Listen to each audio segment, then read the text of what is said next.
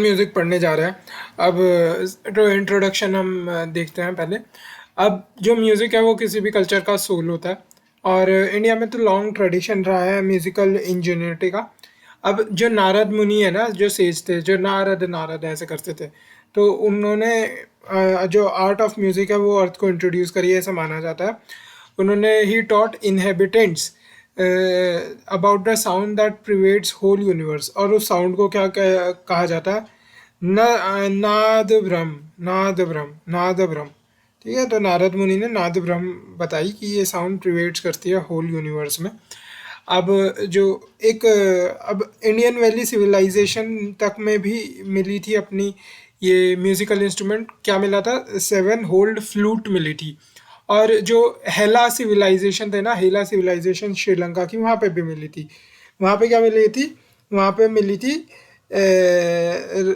रावण हत्ता, रावण हत्ता, रावण हत्ता, मतलब रावण अपने हाथ से बजाता होगा तो रावण हत्ता वहाँ से मिला था म्यूजिकल इंस्ट्रूमेंट। ठीक है, तो मतलब बहुत पुराना है ये ट्रेडिशन। अब literary literary traces of music वो पहली बार 2000 ईयर अगो हमें मिलते हैं, वैदिक टाइम्स के दौरान हमें मिलते हैं। ठीक है, literary trace of the music, जो लिखा हुआ म्यूज़िक होगा। जो 7 नोट्स है ऑफ द राग खारा हारा प्रिय, तो ये जो 7 नोट्स है राग खारा हारा प्रिय के, ये हमें डिसेंडिंग ऑर्डर में मिलते हैं सामवेद के अंदर। खारा हारा प्रिय सामवेद के अंदर मिलते हैं। ठीक है, तो रावण कहाँ हारा प्रिय, तो रावण हत्ता कहाँ हारा प्रिय, तो कहाँ हारा प्रिय के 7 नोट्स, कहाँ हारा प्रिय के राग के 7 नोट्स हमें सामवेद के अंदर डिसेंडिंग ऑर्डर में मिलते हैं। ठीक है, अब ये गजो याद रखो। रावण हमने देख लिया, अब गजो याद रखो। गजो से क्या है? एक तो गंधर्व वेद, फिर ऐतरेय आरण्यक, आरण्यक, आरण्यक, तो ऐतरेय आरण्यक। फिर अगला जे से है जैमिनी ब्राह्मण, जैमिनी ब्राह्मणा। ओ से है ओम की आवाज। तो गजो याद रखो। गंधर्व महादेव नहीं, गंधर्व वेद, गंधर्व वेद, ऐतरेय आरण्यक, ऐतरेय आरण्यक, जैमिनी ब्रह्म, जैमिनी ब्रह्म, ब्राह्मणा, ओम। गंधर्व वेद, ऐतरेय आरण्यक्या, आरण्यक्या, जैमिनिया, ब्राह्मण, ओम। ठीक है, अब देखते हैं जो ये साइंस ऑफ म्यूजिक है ना, कॉल्ड द गंधर्व वेद। ये एक उपवेद है सामवेद के अंदर। सामवेद के अंदर हमने 2 चीज़ें पढ़ ली, एक तो खारा हारा प्रिय राग जो 7 नोट्स की है, फिर दूसरा जो गंधर्व वेद है ये उपवेद है सामवेद के अंदर जो हमें मिलता है। अब the part of the instrument veena, ठीक है, जो वीणा इंस्ट्रूमेंट है उसके पार्ट का जिक्र हमें कहाँ मिलता है? ऐतरेय आरण्यक, ऐतरेय आरण्यक। ठीक है, उसके अंदर हमें ये वीणा के इंस्ट्रूमेंट का जिक्र मिलता है। फिर जैमिनी जो ब्राह्मण है, इनकी जैमिनी की स्टोरी तो हमने सुनी रही ना।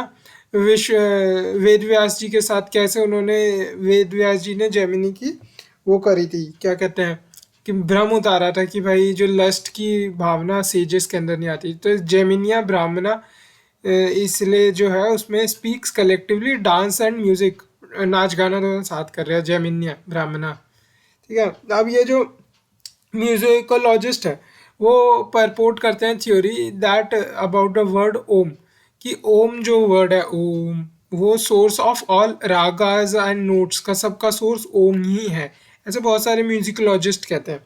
अब ये फिर पनीनी जो 4th सेंचुरी बीसी में थे ना, उन्होंने पहला प्रॉपर रेफरेंस दिया था आर्ट ऑफ मेकिंग म्यूजिक का, कि म्यूजिक कैसे बनाते हैं। इन्होंने संस्कृत के बारे में भी, संस्कृत ग्रामर की बात करी थी, इन्होंने म्यूजिक की भी बात करी थी कि म्यूजिक की आर्ट ऑफ मेकिंग म्यूजिक बताया था। First reference to musical theory वो हमें ये भारत नाट्य शास्त्र के अंदर देखने को मिलता है, जो 2000 बीसी से 2000 एडी। अब जो संगम लिटरेचर है वो 3000 बीसी से 3000 एडी है। नाट्य शास्त्र 2000 बीसी से 2000 एडी है। इसके अंदर हमें पहला रेफरेंस मिलता है म्यूजिक थ्योरी को लेके। तो हमने बहुत सारी चीज़ें यहाँ देख ली। अब उसके बाद आ जाता है history of Indian music. A lot of development जो म्यूजिक में हुई है वो from being played at the devotional sites. अब ये this type of ritualistic music जो लेट वैदिक पीरियड में भी डिस्प्ले करा जाता है through a music called Sangam. Sangam music late Vedic period में बजता था, तो डिवोशनल साइट्स वगैरह पे संगम। तो जिस संगम के अंदर क्या होता था, chanting of the worship usually set to musical patterns, जैसे मंगल मंगल मंगल मंगल। तो ये chanting of the verses set to musical patterns, तो ये संगम में करा जाता था late Vedic period. Even the epics were set to narrative type of music, जैसे जातिगण। अब जातिगण, तो ये कुछ कुछ चीज़ें आपको याद रखनी है। संगम, जातिगम, दलितम। तो संगम, जातिगम, दलितम 3 वर्ड याद हो गए। वहाँ पे गजो, जी से क्या था, गंधर्व वेद, फिर ए से ऐतर्या आरण्यक्या, फिर जे से अपना जैमिनिया ब्राह्मणा, ओ से ओम की आवाज़, पी से फिर आगे पनिनी आता, गजो, गजो ओपी, गजो पनिनी। फिर यहाँ क्या है, संगम जातिगण, संगम, जातिगम, दलितम। तो संगम तो हमने देख लिया लेट वैदिक पीरियड में। जातिगम क्या है, epics were set to narrative type of music, जैसे जातिगण, जातिगण कहते हैं। तो संगम जातिगण हो गया। हम दलितम देखेंगे हम, ठीक है। उससे पहले ये पढ़ लेते हैं। जो फर्स्ट वर्क जो क्लैरिफाई और इलेबोरेट हुआ था ना सब्जेक्ट ऑफ म्यूजिकोलॉजी में, वो भारता नाट्य शास्त्र के अंदर हुआ था। उसके अंदर काफ़ी सारे इंपॉर्टेंट चैप्टर्स थे म्यूजिक को लेके, स्पेशली द वन जिसमें आइडेंटिफाई करे थे कि 8 ऑक्टेव होते हैं, मतलब ऑक्टेव होता है, and elaborated on it's Octave की 22 की पे एलेबोरेट किया था। ये जो 22 की है वह रिकॉग्नाइज है श्रुतिस या श्रुति जिसे कहते हैं। तो ये 22 कीज को रिकॉग्नाइज किया था। ये जो डिस्टिंक्शन है वॉज मेड इन दलितम, ये जो 22 कीज वाली है ना, this distinction was made in Dalitam. जो दलितम नहीं, दतिलम, दलितम नहीं दतिलम। तो a text that endorse the existence of 22 shruti per octave. और उसने ये सजेशन भी दिया था that may be these were the only one that a human body could make, केवल यही 22 साउंड दतिलम ने बोला था। अब ये ठीक है। तो हमने देख लिया संगम, जातिगम, संगम, जातिगम, दलितम, दतिलम हमने देख लिया। अब हम देखते हैं फिर आगे क्या है, सरंग मतंग रामत्या, सरंग मतंग रामत्या, सरंग मतंग रामत्या। तो ये जो सरंग देव थे ना, सरंग देव जो 13वीं सदी में म्यूजिकोलॉजिस्ट who wrote the classical text on music, संगीत रत्नाकर, सरंग देव ने संगीत रत्नाकरा लिखा था, सरंग देव ने संगीत रत्नाकरा लिखा था, सेकेंड रवि। और जो ये संगीत रत्नाकर है, इसने सरंग देव संगीत रत्नाकर, सरंग देव संगीत रत्नाकर, सरंग देव संगीत रत्नाकर, सरंग देव संगीत रत्नाकर, सरंग देव संगीत रत्नाकर। तो ये जो संगीत रत्नाकर है ये 264 राग के बारे में बताता है, इंक्लूडिंग सम जो नॉर्थ इंडिया में फेमस है और दूसरा जो द्रविडिया में फेमस है, ठीक है। Its contribution is greatest contribution was to identify and describe the various microtone. काफ़ी जो संगीत रत्नाकर, सरंगदेव संगीत रत्नाकर 264 राग, और स्पेशलिटी ये थी कि उन्होंने बहुत सारी माइक्रोटोन्स को क्लासीफाई किया था, ठीक है। अब लेटर जो कुछ मेडिवल टेक्स्ट है ना म्यूजिकोलॉजी में, वो फोकस कर रहे थे ऑन पर्टिकुलर थीम्स, ठीक है। कैसी पर्टिकुलर थीम्स मेडिवल पीरियड में, जैसे बृहदेसी। तो बृहदेसी क्या है, ये संस्कृत में लिखी हुई थी 6 से 8 सेंचुरी के बीच में, 6 से 8 सेंचुरी। हमने देखा ना, हमने देखा सरंग मतंग रामत्या। तो सरंग तो हमने देख लिया, सरंग देव ने क्या लिखा, संगीत रत्नाकर लिखी। मतंग ने क्या लिखा, मतंग ने बृहद देसी लिखा। मतलब बृहद देसी में क्या, हैड देसी डेफिनेशन इन संस्कृत, ऐसे नाम को याद करने के लिए है कि डेफिनेशन ऑफ द वर्ड राग। तो बृहद देसी, हद देसी डेफिनेशन थी संस्कृत में राग की। तो Brihad Desi written in Sanskrit 6 to 8 century by Matanga, focused on definition of the word raga. कुछ अदर इंपॉर्टेंट टेक्स्ट भी रहे हैं इस पीरियड के, तो उनमें से एक है स्वर मेला कलानिधि। तो ये रामत्या ने लिखा था। हम पहले देखते हैं सारंग मतंग रामत्या। सारंग देव मतंग, मतंग ने बृहद्देशी लिखा। सारंग देव ने क्या लिखा? सारंग देव ने लिखा था संगीत रत्नाकर। और रामत्या ने क्या लिखा? तो मंगल ने लिखा स्वर मेला काला निधि। तो स्वर मेला काला निधि रामत्या ने लिखा 16वीं सदी के अंदर, जो प्राइमरली राग्स के साथ डील करती थी। ठीक है, तो अपना 264 राग तो संगीत रत्नाकर में भी थे। बृहद्देशी राग की डेफिनेशन दे दिया है, और स्वर मेला काला निधि राग की प्राइमरली अबाउट राग ही थी ये। तो कैसे याद रखना है ये स्वर मेला काला निधि को?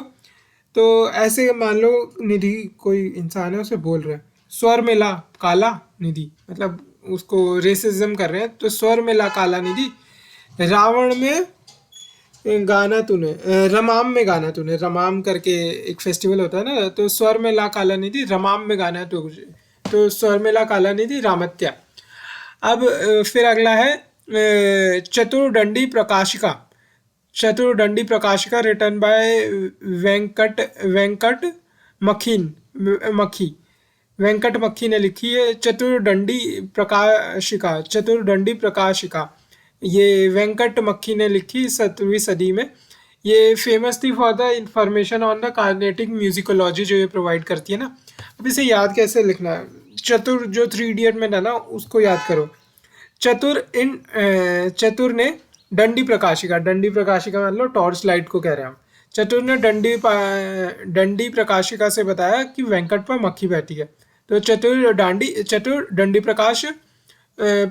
डंडी प्रकाशिका वेंकट मक्खी 17वीं सदी में लिखी। ठीक है, कार्नेटिक म्यूजिकोलॉजी के बारे में ये बताती है।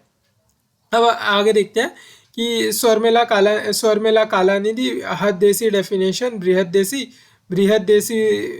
ठीक है, अब ये जो existence of the Gurukul during ancient and medieval period, evidence can be found on the existence of the gurukul where students lived with the teachers in order to become a master in the art of music। ठीक है, अब ये जो Gurukul system है इसमें क्या होता था कि ये एक तो हर्मिटेज सिस्टम है। हर्मिटेज मतलब वहाँ पे वो रह रहे हैं कि आश्रम है, हर्मिटेज सिस्टम है। एंड इट एम्बॉडीड गुरु शिष्य ट्रेडिशन होता था, जिसमें टीचर और स्टूडेंट एक स्पेशल रिलेशनशिप शेयर करते थे। अब एंशियंट पीरियड में जो टीचर्स होते थे या मास्टर्स होते थे वो सेजेस होते थे, और जो स्टूडेंट होता है वो लिव्ड इन दी हर्मिटेज, 12 साल तक हर्मिटेज में रहते थे, and get the knowledge by serving the master. अब जो हर्मिटेज होता है was given patronage by the king, मतलब जो आश्रम होता था पेट्रोनेज किंग देता था उसे, and wealthy people of the society. जो लाइफ है हर्मिटेज के अंदर वो काफ़ी rigorous, pensive and full of knowledge होती थी डायरेक्ट एक्सपीरियंस के थ्रू। और सभी स्टूडेंट जो होते थे, चाहे प्रिंस का हो चाहे कॉमनर हो, were meted out with same treatment, कोई डिस्क्रिमिनेशन नहीं होती थी। तो इसे हर्मिटेज सिस्टम या आश्रम सिस्टम कहते थे। ठीक है, अब ये जो हमने 22 श्रुतिज जो भी कह लो इन्हें, ये जो हमने देखे थे दत्तिलम और नाट्य शास्त्र के अंदर, ये क्या होती है? ये 22 naturally occurring smallest interval of pitch, तो मतलब जो सबसे कम अंतराल पे जो पिच होती है ना, तो वो 22 naturally occurring smallest interval of pitch with in an Octave, उन्हें 22 श्रुतिज कहते हैं। एग्जैक्ट याद करने की जरूरत नहीं है, बस पता होना चाहिए बेसिक्स है 22 श्रुतिज होती क्या। Naturally occurring smallest interval of pitch. अब अगला हम देखते हैं the change in the tenor of the music came with the effect of the Persian style. अब ये जो इन्फ्लक्स होता है ना इस्लामिक और पर्शियन एलिमेंट्स का, इसने नॉर्दर्न इंडियन म्यूजिक का तो फेस ही चेंज कर दिया। फॉर एग्जाम्पल जैसे कि ये ध्रुव पद और the devotional music of singing है, वो जो जो रूलर्स उसे पैट्रनाइज करते थे वो ट्रांसफॉर्म हो गया ध्रुपद स्टाइल में 15वीं सदी के अंदर। 15वीं सदी के अंदर ध्रुपद के अंदर कन्वर्ट हो गया, और 17वीं सदी के अंदर एक नई form of Hindustani music evolve होती है जिसे ख्याल कहते हैं ना। तो 17वीं के अंदर ध्रुपद ख्याल, तो ध्रुपद को ख्याल आया तो ख्याल म्यूजिक डेवलप होता है 17वीं सदी के अंदर। और furthermore many more styles of the folk जो सिंगिंग है वो इमर्ज होते हैं। ठीक है, अब आगे बढ़ने से पहले म्यूजिक की टाइप वगैरह उसमें हम देख लेते हैं कि anatomy of the Indian music देख लेते हैं कि होता क्या है ये। और हम डील करें different type and kind of the Indian music में, सबसे पहले एनाटॉमी देख लेते हैं। तो SRT आता है सबसे पहले, स्वर राग ताल। तो स्वर में क्या है, ये ये तीन एलिमेंट्स हैं अपना इंडियन क्लासिकल म्यूजिक के। अब जो एंशियंट पीरियड में स्वर का मतलब होता था with associated with recitation of the Vedas, पर ओवर टाइम जो डेफिनेशन है स्वर की वो ऐसी हो गई है कुछ कि दीज आर द नोट और scale degree in a composition. Note, किस नोट पे आप गा रहे हो, नोट और scale degree in a composition. जो नाट्य शास्त्र है उसके अंदर जो भारता है उसने डिवाइड करा था स्वर को 22 नोट्स स्केल में, स्वर को डिवाइड करा 22 नोट स्केल में। करंटली जो हिंदुस्तानी म्यूजिक है उसकी नोटेशनल सिस्टम कुछ ऐसा है कि उसमें एब्रीविएशन जो स्वर्स हैं वो सारे गम पधा नी सा है। ये जो 7 स्वर है इन्हें सप्तक या सरगम भी कहते हैं। अब in name of the pitch, name of the pitch क्या है, अलग अलग नाम है, तो आपको याद कैसे करना है। सजदा कर रहे ऋषभ की गांधार, तो सजदा कर रहे ऋषभ की गांधार, मध्य में पंच जो ये देवता ने मारी, पंच देवता ने मारी। तो सजदा, सजदा, फिर ऋषभ, गांधार, फिर मध्यमा, पंचमा देवता, और आखिरी में एक निषाद। निषाद आपको ऐसे याद रखना है, निषाद ऐसे याद रखना है। अब in name of the pitch, ये जो पिच है इनके फंक्शंस क्या क्या है। तो टॉनिक, सबटॉनिक, टॉनिक, सुपरटॉनिक, लास्ट में सबटॉनिक, टॉनिक, सुपरटॉनिक, सबटॉनिक। फिर यहाँ पे क्या है, थर्ड नंबर पे मीडियंट है, फिफ्थ नंबर पे डोमिनेंट है, मीडियंट देन डोमिनेंट, मीडियंट देन डोमिनेंट, और ऐसे चलता है, डोमिनेंट के ऊपर सब डोमिनेंट, डोमिनेंट के नीचे सब मीडिएट। ठीक है। अब जो स्वर है वो श्रुति से डिफरेंट करते हैं कि स्वर क्या होता है, ये नोट और स्केल डिग्री होते हैं इन अ कॉम्पोजिशन, और श्रुति क्या होते हैं, ये smallest gradation of the pitch है, representing quality of the frequency. जो कोई भी फ्रीक्वेंसी उसकी क्वालिटी डिटरमाइन करेंगे, smallest gradation of the pitch होता है श्रुति। तो जो 22 श्रुतिज और माइक्रोटोन्स हैं उनमें से ना 12 ही केवल ऑडिबल हैं, और 12 में से जो 7 है वो सुधा स्वर्स होते हैं और 5 विकृत स्वर होते हैं। तो सारे गामा पाधा निसा को सुधा स्वर कहते हैं। अब ये जो राग है इसको देख लेते हैं। तो ये राग जो होता है ये बेसिस होता है मेलोडी का। ठीक है। जो ये वर्ड राग है ये संस्कृत के रंज वर्ड से आया है। रंज का मतलब जिसका है डिलाइट और to be happy and satisfy a person, तो उसका मतलब होता है रंज। तो अब बेसिस ऑफ द मेलोडी होता है, ये हमने देख लिया। वाइल जो ताल होता है वो basis of rhythm, raga is basis of the melody, taal is basis of the rhythm. जो ईच मेलोडिक स्ट्रक्चर है किसी भी राग का उसमें something similar to a distinct personality subject and a mood evoked by the sounds. मतलब हर राग का something similar to a distinct personality subject, जैसे हर सब्जेक्ट की कुछ अपनी पर्सनैलिटी होती है। ठीक है, एक वो मूड होता है जो वो इवोक करता है, ऐसी राग का भी सेम ही काम है। द बेसिक एलिमेंट जो किसी भी राग की वर्किंग के लिए इम्पॉर्टेंट है ना वो नोट है। तो जैसे हम स्वर को कहते हैं ना नोट और स्केल डिग्री ना कॉम्पोजिशन, तो किसी भी राग की वर्किंग के लिए जो बेसिक एलिमेंट है वो नोट है, ऑन विच वो बेस होते हैं, जो राग बेस है। According to the number of the notes in the raga, कितनी किसी भी राग के जो अलापा जा रहा है तो उसके अंदर कितनी नोट्स हैं। ठीक है, तो उस हिसाब से जो राग है वो 3 मेन कैटेगरीज में डिवाइडेड होता है। 3 मेन कैटेगरी कौन सी है? एस। तो एस क्या है? औधव, षडव, औधव, षडव, संपूर्ण। तो औधव क्या है? औधव, AUDAV, औधव ये पेंटाटोनिक राग है। पेंटाटोनिक राग, पेंटाटोनिक राग मतलब उसके अंदर 5 नोट्स है। पेंटाटोनिक राग 5 नोट्स हैं उसके अंदर, औधव राग के अंदर। फिर जो षडव राग है, हेक्साटोनिक वो है राग, उसके अंदर 6 नोट है। फिर संपूर्ण राग के अंदर 7, हेप्टाटोनिक राग है, 7 नोट्स हैं।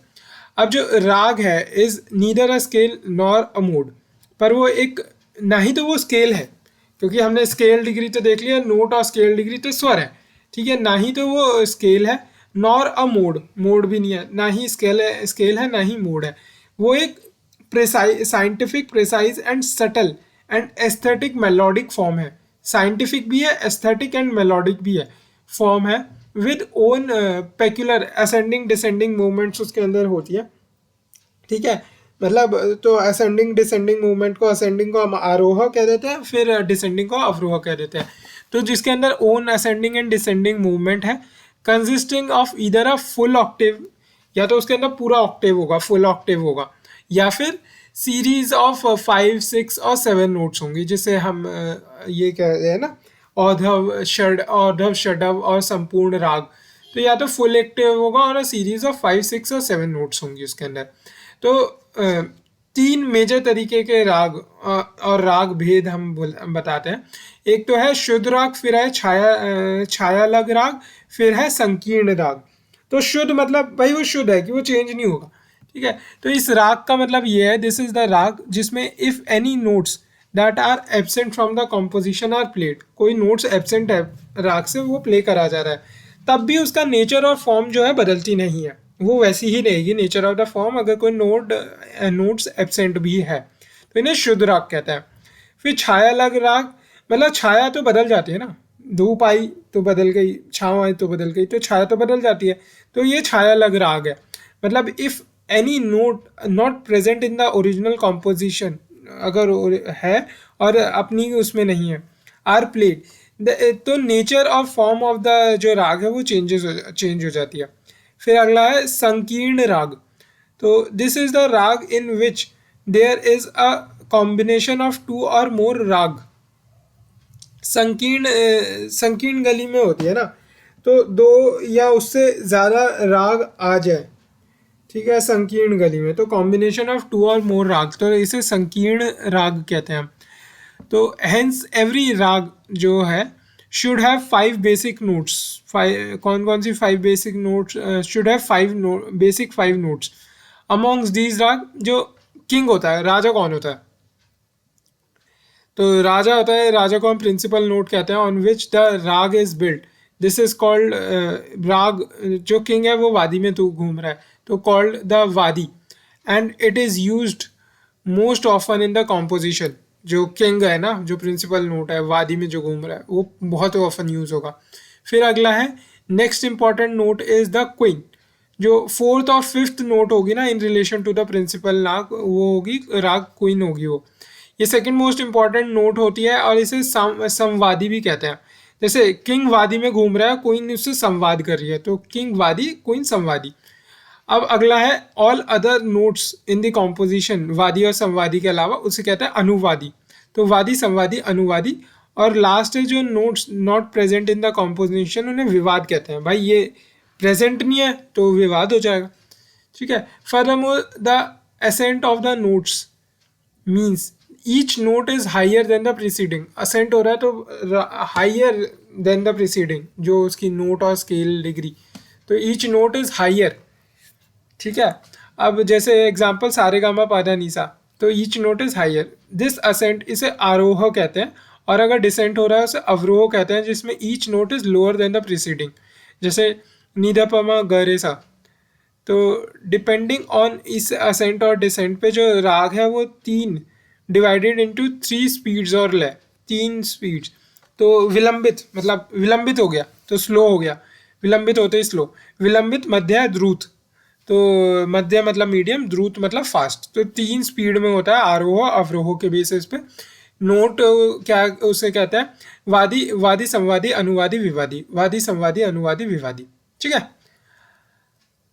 अब ऑल्दो 72 मेलास और पेरेंट स्केल्स ऑन विच राग based under the Carnatic music, ठीक है। 72 मेलास और पेरेंट स्केल्स होते हैं जिसमें राग बेस्ड अंडर कार्नेटिक म्यूजिक होता है।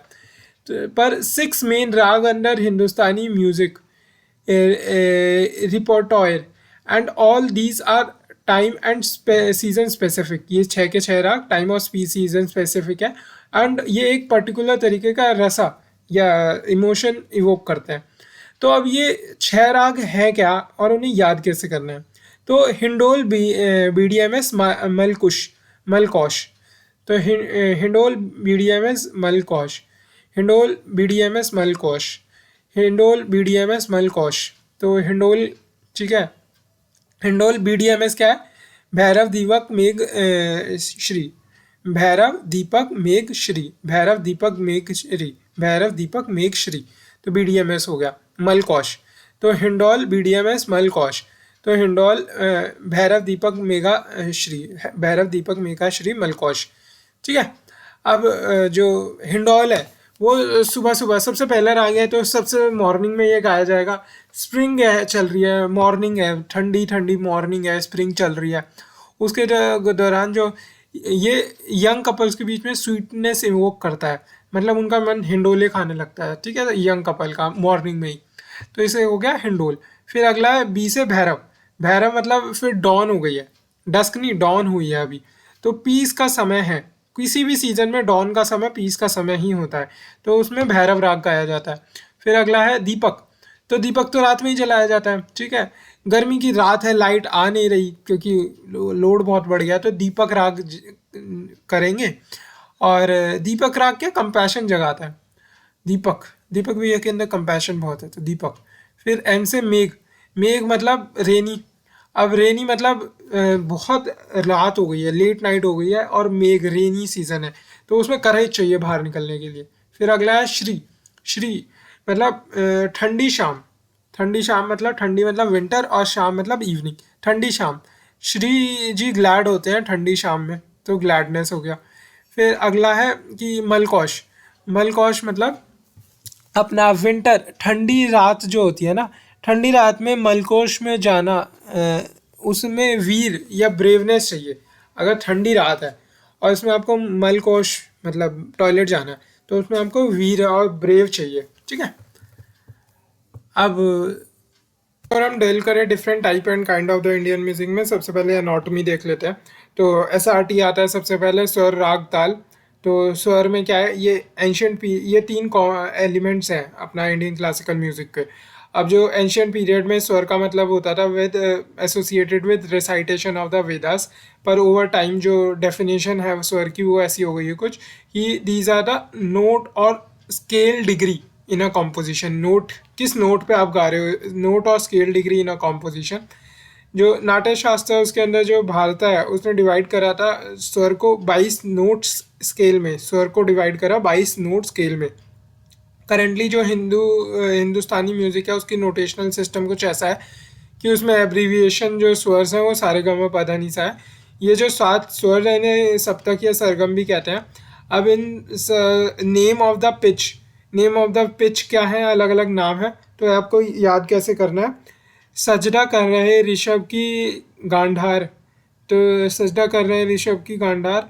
मध्य में पंच, जो ये देवता ने मारी, पंच देवता ने मारी, तो सजदा, सजदा, फिर ऋषभ, गांधार, फिर मध्यमा, पंचमा देवता, और आखिरी में एक निषाद। निषाद आपको ऐसी याद रखना है, निषाद ऐसी याद रखना है।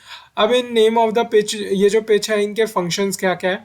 तो टॉनिक, सबटॉनिक, टॉनिक, सुपरटॉनिक, लास्ट में सबटॉनिक, टॉनिक, सुपरटॉनिक, सबटॉनिक। फिर यहाँ पे क्या है, थर्ड नंबर पे मीडियंट है, फिफ्थ नंबर पे डोमिनेंट है। मीडियंट देन डोमिनेंट, मीडियंट देन डोमिनेंट, और ऐसे चलता है। डोमिनेंट के ऊपर सब डोमिनेंट, डोमिनेंट के नीचे सब मीडिएट, ठीक है। अब जो स्वर है वो श्रुति से डिफरेंट करते हैं कि स्वर क्या होता है, ये नोट और स्केल डिग्री होते हैं इन अ कॉम्पोजिशन। और श्रुति क्या होते हैं, ये smallest gradation of the pitch है, representing quality of the frequency. जो कोई भी फ्रीक्वेंसी है उसकी क्वालिटी डिटरमाइन करेंगे, smallest gradation of the pitch होता है श्रुति। तो जो 22 श्रुतिज और माइक्रोटोन्स हैं उनमें से ना 12 ही केवल ऑडिबल हैं, और 12 में से जो 7 है वो सुधा स्वर होते हैं और 5 विकृत स्वर होते हैं। तो सारे गामा पाधा निसा को सुधा स्वर कहते हैं। अब ये जो राग है इसको देख लेते हैं। तो ये राग जो होता है ये बेसिक, ये बेसिस होता है मेलोडी का, ठीक है। जो ये वर्ड राग है ये संस्कृत के रंज वर्ड से आया है। रंज का मतलब जिसका है डिलाइट और to be happy and satisfy a person, तो उसका मतलब होता है रंज। तो अब बेसिस ऑफ द मेलोडी होता है, ये हमने देख लिया। वाइल जो ताल होता है वो basis of rhythm. Raga is basis of the melody, taal is basis of the rhythm. जो ईच मेलोडिक स्ट्रक्चर है किसी भी राग का, उसमें something similar to a distinct personality subject and a mood evoked by the sounds. मतलब हर राग का something similar to a distinct personality subject, जैसे हर सब्जेक्ट की कुछ अपनी पर्सनैलिटी होती है, ठीक है, एक वो मूड होता है जो वो इवोक करता है, ऐसी राग का भी सेम ही काम है। द बेसिक एलिमेंट जो किसी भी राग की वर्किंग के लिए इम्पॉर्टेंट है ना, वो नोट है। तो जैसे हम स्वर को कहते हैं ना, नोट और स्केल डिग्री ना कॉम्पोजिशन, तो किसी भी राग की वर्किंग के लिए जो बेसिक एलिमेंट है वो नोट है, ऑन विच वो बेस होते हैं, जो राग बेस है। According to the number of the notes in the raga, कितनी किसी भी राग के जो अलापा जा रहा है तो उसके अंदर कितनी नोट्स हैं, ठीक है, तो उस हिसाब से जो राग है वो 3 मेन कैटेगरीज में डिवाइडेड होता है। 3 मेन कैटेगरी कौन सी है? एस। तो एस क्या है? औधव, षडव, औधव, षडव, संपूर्ण। तो औधव क्या है?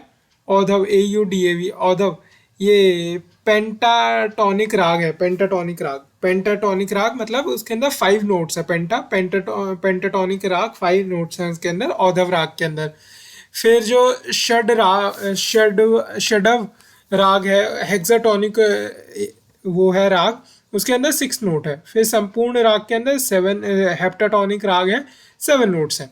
अब जो राग है is neither a scale nor a mode, पर वो एक, ना ही तो वो स्केल है, क्योंकि हमने स्केल डिग्री तो देख लिया, नोट और स्केल डिग्री तो स्वर है, ठीक है, ना ही तो वो स्केल है, नॉर अ मोड, मोड भी नहीं है, ना ही स्केल है ना ही मोड है। वो एक precise, scientific, precise and subtle and aesthetic melodic form है। साइंटिफिक भी है, एस्थेटिक एंड मेलोडिक भी है, फॉर्म है, with own peculiar ascending descending movements उसके अंदर होती है, ठीक है। मतलब तो असेंडिंग डिसेंडिंग मूवमेंट को, असेंडिंग को हम आरोह कह देते हैं, फिर डिसेंडिंग को अवरोह कह देते हैं। तो जिसके अंदर own ascending and descending movement है, consisting of either a full octave, या तो उसके अंदर पूरा ऑक्टेव होगा, फुल ऑक्टेव होगा, या फिर सीरीज ऑफ 5, 6 और 7 नोट्स होंगी, जिसे हम ये कहते हैं ना, औधव, षडव और संपूर्ण राग। तो या तो फुल ऑक्टेव होगा और सीरीज ऑफ 5, 6 और 7 नोट्स होंगी उसके अंदर। तो 3 मेजर तरीके के राग और राग भेद हम बताते हैं। एक तो है शुद्ध राग, फिर है छायालग राग, फिर है संकीर्ण राग। तो शुद्ध मतलब भाई वो शुद्ध है कि वो चेंज नहीं होगा, ठीक है। तो इस राग का मतलब ये है, दिस इज द राग जिसमें if any notes that are absent from the composition are played, कोई नोट्स एब्सेंट है राग से, वो प्ले करा जा रहा है, तब भी उसका नेचर और फॉर्म जो है बदलती नहीं है, वो वैसी ही रहेगी, नेचर ऑफ द फॉर्म, अगर कोई नोट्स एब्सेंट भी है, तो इन्हें शुद्ध राग कहते हैं। फिर छाया लग राग, मतलब छाया तो बदल जाती है ना, धूप आई तो बदल गई, छाँव आई तो बदल गई, तो छाया तो बदल जाती है, तो ये छाया लग राग है। मतलब if any note not present in the original composition, अगर है और अपनी उसमें नहीं है, आर प्लेड, तो नेचर और फॉर्म ऑफ द जो राग है वो चेंज हो जाती है। फिर अगला है संकीर्ण राग। तो this is the raga in which there is a combination of 2 or more राग। संकीर्ण गली में होती है ना, तो 2 या उससे ज़्यादा राग आ जाए, ठीक है, संकीर्ण गली में, तो कॉम्बिनेशन ऑफ 2 और मोर राग, तो इसे संकीर्ण राग कहते हैं। तो हेंस एवरी राग जो है शुड हैव 5 बेसिक नोट्स। कौन कौन सी 5 basic notes? Should have 5 basic 5 notes. Amongst these राग, जो किंग होता है, राजा कौन होता है? तो राजा होता है, राजा को हम प्रिंसिपल नोट कहते हैं, ऑन विच द राग is built, this is called राग। जो किंग है वो वादी में तो घूम रहा है, तो कॉल्ड द वादी, and it is used most often in the composition. जो किंग है ना, जो प्रिंसिपल नोट है वादी में जो घूम रहा है, वो बहुत ऑफन यूज होगा। फिर अगला है next important note is the queen. जो 4th और 5th नोट होगी ना in relation to the principal raga, वो होगी राग क्वीन होगी वो। ये सेकंड मोस्ट इंपॉर्टेंट नोट होती है और इसे संवादी भी कहते हैं। जैसे किंग वादी में घूम रहा है, क्वीन उससे संवाद कर रही है, तो किंग वादी, क्वीन संवादी। अब अगला है all other notes in the composition, वादी और संवादी के अलावा, उसे कहते हैं अनुवादी। तो वादी, संवादी, अनुवादी। और लास्ट है जो notes not present in the composition, उन्हें विवाद कहते हैं। भाई ये प्रेजेंट नहीं है तो विवाद हो जाएगा, ठीक है। Furthermore the ascent of the notes means each note is higher than the preceding. Ascent हो रहा है तो हाइयर देन द प्रीसीडिंग, जो उसकी नोट और स्केल डिग्री, तो ईच नोट इज हाइयर, ठीक है। अब जैसे एग्जाम्पल सारेगामा पाधा नीसा, तो ईच नोट इज हाइयर, दिस असेंट इसे आरोह कहते हैं, और अगर डिसेंट हो रहा है उसे अवरोह कहते हैं, जिसमें each note is lower than the preceding. जैसे नीधा पमा गरे सा, तो डिपेंडिंग ऑन इस असेंट और डिसेंट पे जो राग है वो 3 डिवाइडेड इनटू 3 स्पीड्स और लय, 3 स्पीड्स। तो विलंबित मतलब विलंबित हो गया तो स्लो हो गया, विलंबित होते ही स्लो। विलंबित, मध्य, द्रुत। तो मध्य मतलब मीडियम, द्रुत मतलब फास्ट। तो 3 स्पीड में होता है आरोह अवरोह के बेसिस पे। नोट क्या उसे कहते हैं, वादी, वादी संवादी अनुवादी विवादी, वादी संवादी अनुवादी विवादी। ठीक है।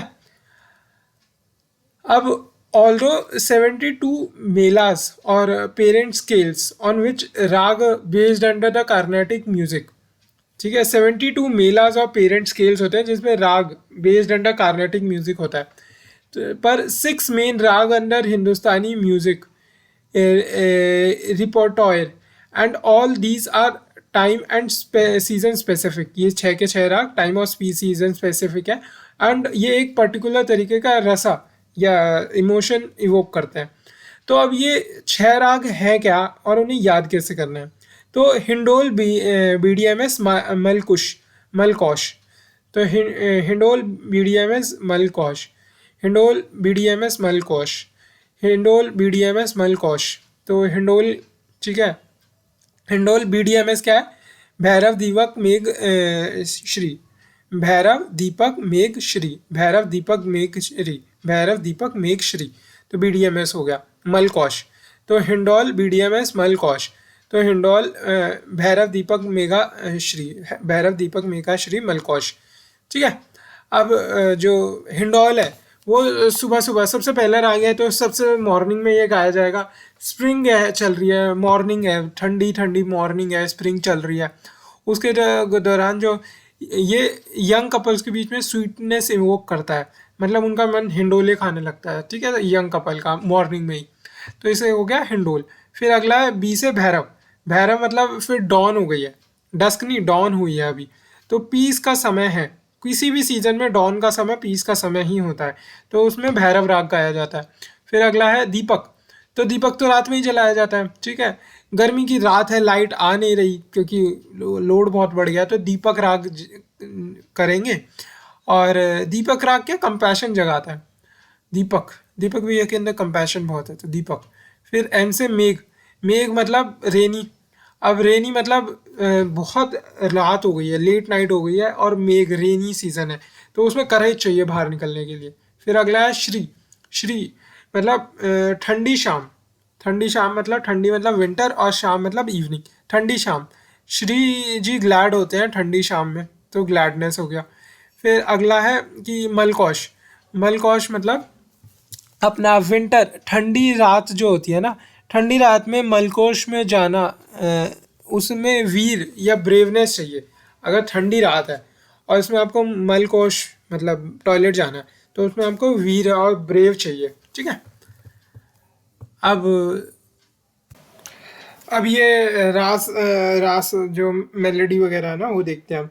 Reason behind the creation of the raga वो है कि इमोशनल रिस्पॉन्स परफॉर्मर के अंदर और ऑडियंस के अंदर जगा सके। ये जो इमोशंस है इन्हें रास कहते हैं। ये these rasa have also been called a aesthetic delight as they are consciously made to feel an emotion.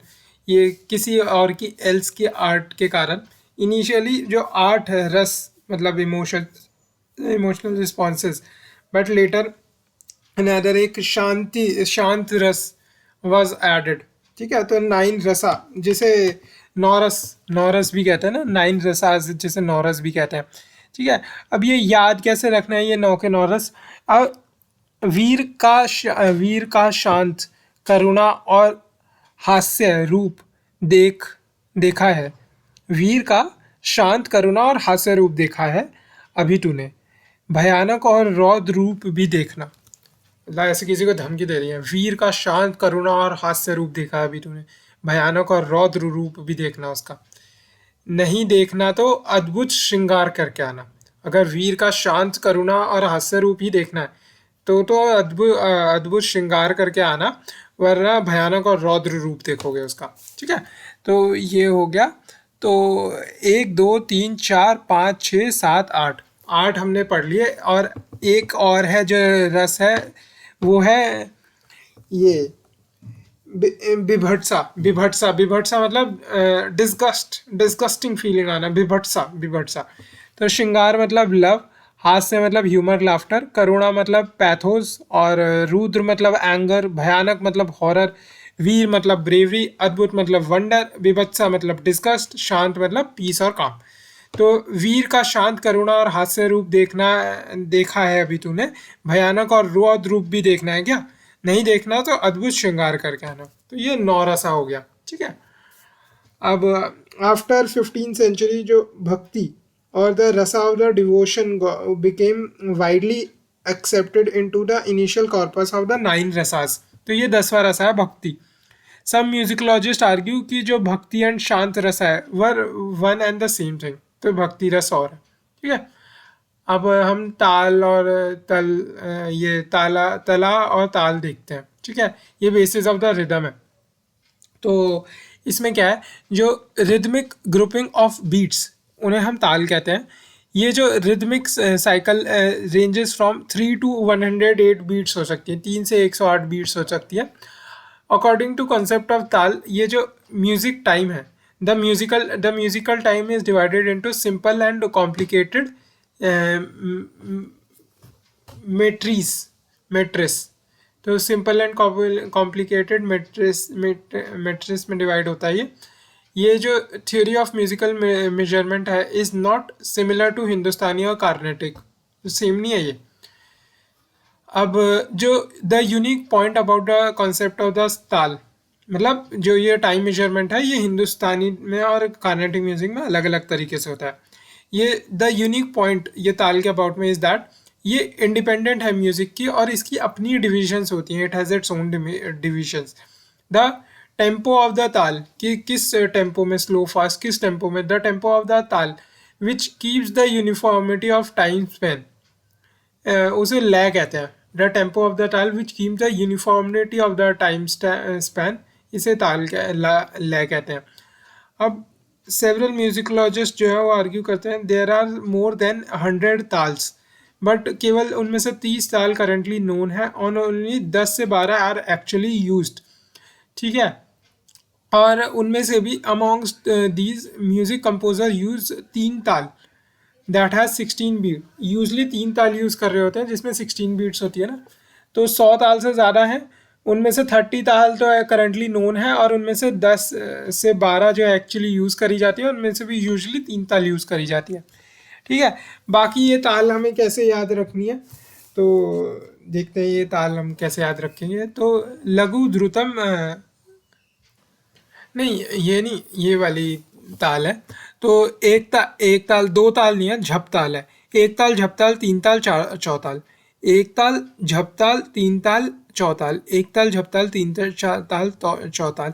फिर और क्या है, दादरा कहरबा रूपक। एक ताल, झप ताल, तीन ताल, चौताल। दादरा कहरबा रूपक, दादरा दादरा कहरबा रूपक। ये जो म्यूजिक कंपोजर है जनरली 3 ताल यूज़ कर रहे होते हैं। अनलाइक हिंदुस्तानी म्यूज़िक, जो कार्नेटिक म्यूज़िक है उसमें मच मोर रिजिड स्ट्रक्चर होता है कार्नेटिक म्यूज़िक का ना। पहली बात, ऐसा इनोवेशन का मौका ज़्यादा नहीं होता। जो ताल है वो 3 कंपोनेंट से मिलके बनती है, 3 कंपोनेंट से। कौन कौन से 3 है? लघु ध्रुतम एंड अनुध्रुतम। लघु ध्रुतम अनुध्रुतम, लघु ध्रुतम अनुध्रुतम। ताल 3 कंपोनेंट से मिलकर बनती है, लघु ध्रुतम अनुध्रुतम, लघु ध्रुतम अनुध्रुतम, लघु ध्रुतम अनुध्रुतम। एक ताल, झप ताल, तीन ताल, चौताल, दादरा खारबा रूपक, दादरा कहरबा रूपक। एक ताल, झप ताल, तीन ताल, चौताल, दादरा कहरबा रूपक, लघु dhrutam anudhrutam. These are original.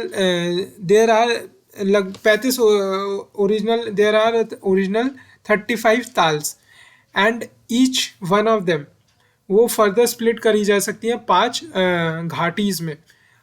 Original 35 ताल होती है और वो करी जा सकती है 35 मतलब 5 घाटीज में, हर 35 ताल।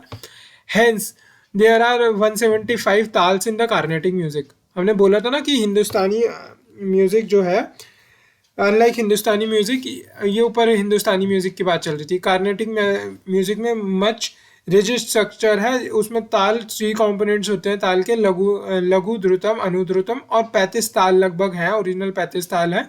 सबको 5 घाटीज में डिवाइड करा जा सकता है। तो 175 ताल से कार्नेटिक म्यूजिक के अंदर जो मोस्ट प्रोमिनेंट ताल है कार्नेटिक म्यूजिक में उसे अधिताल कहते हैं। ऊपर क्या मोस्टली 3 ताल यूज कर रहे थे, नीचे अधिताल यूज कर रहे हैं। अधिताल 3 ताल, 3 ताल अधिताल, 3 ताल अधिताल। ठीक है, ये हो गई ताल के बारे में। अब देख लेते हैं थाट के बारे में, देखते हैं। जो थाट है ये कुछ नहीं है, ये system of classification of the ragas into different group. अलग अलग रागा को ग्रुप में डिवाइड करना था तो उसे थाट कहते हैं। जो प्रेजेंटली जो हिंदुस्तानी क्लासिकल म्यूजिक है उसमें 10 थाट हैं। ठीक है, जिसमें रागास को हम सबको डिवाइड करते हैं, इसे अडॉप्ट किया है।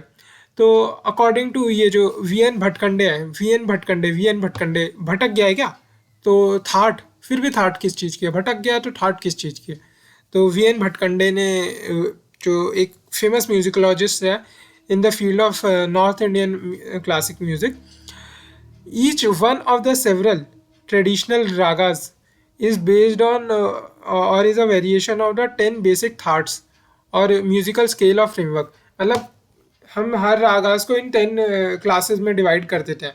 तो ये जो 10 बेसिक थाट और म्यूजिक स्केल्स ऑफ फ्रेमवर्क, कुछ भी कह लो, 10 बेसिक थाट्स और म्यूजिकल स्केल्स ऑफ फ्रेमवर्क्स, तो सारे ट्रेडिशनल रागास इनमें क्लासीफाई करे जा सकते हैं। मतलब वेरिएशन है इनकी, इज बेस्ड ऑन और इज अ वेरिएशन ऑफ ये 10 बेसिक थाट। जो थाट होती है ना वो ओनली संग इन आरोही, मतलब असेंडिंग ऑर्डर में थाट कभी भी गाई जाएगी तो उसे only be sung in aarohi. As the notes are compose in ascending order, तो वो आरोही में ही गाई जाएगी, अवरोही में नहीं। जो थाट होती है उसमें 7 नोट्स होती है आउट ऑफ द 12 नोट्स। तो 7 सुधा स्वर्स एंड 5 विकृत स्वर जो होते हैं ना, तो थाट में उनमें से 7 ही नोट्स होंगी इन 12 में से। एंड कोई भी जो थाट होगी, तो 10 थाट है ना, and they should necessarily be classified into ascending order.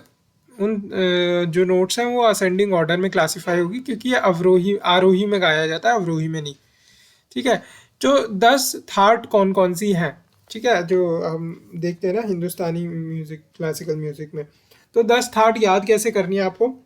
काफ़ी कल्याण, काफ़ी कल्याण हो गया भाई, काफ़ी कल्याण पूर्वी तोड्डी मारवा, काफ़ी कल्याण पूर्वी तोड्डी मारवा, भैरव भैरवी बैकाल खमज। काफ़ी कल्याण पूर्वी तोड्डी मारवा, भैरव भैरवी बिलावल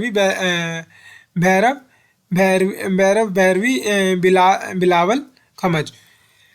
काफ़ी कल्याण पूर्वी तोड्डी मारवा, काफ़ी कल्याण पूर्वी तोड्डी मारवा, भैरव भैरवी बिलावल खमज। काफ़ी कल्याण पूर्वी तोड्डी मारवा, भैरव भैरवी बिलावल खमज। काफ़ी कल्याण पूर्वी तोड्डी मारवा, भैरव भैरवी बिलावल खमज। काफ़ी कल्याण पूर्वी तोड्डी मारवा, भैरव भैरवी बिलावल खमज। काफ़ी कल्याण पूर्वी तोड्डी मारवा, भैरव भैरवी बिलावल खमज। काफ़ी कल्याण पूर्वी तोड्डी मारवा, भैरव भैरवी बिलावल खमज। काफ़ी कल्याण पूर्वी तोड्डी मारवा, भैरव भैरवी बिलावल खमज। काफ़ी कल्याण पूर्वी तोड्डी मारवा, भैरव भैरवी बिलावल खमज। ठीक है, एक अगला थाट भी है, एक असावरी थाट है।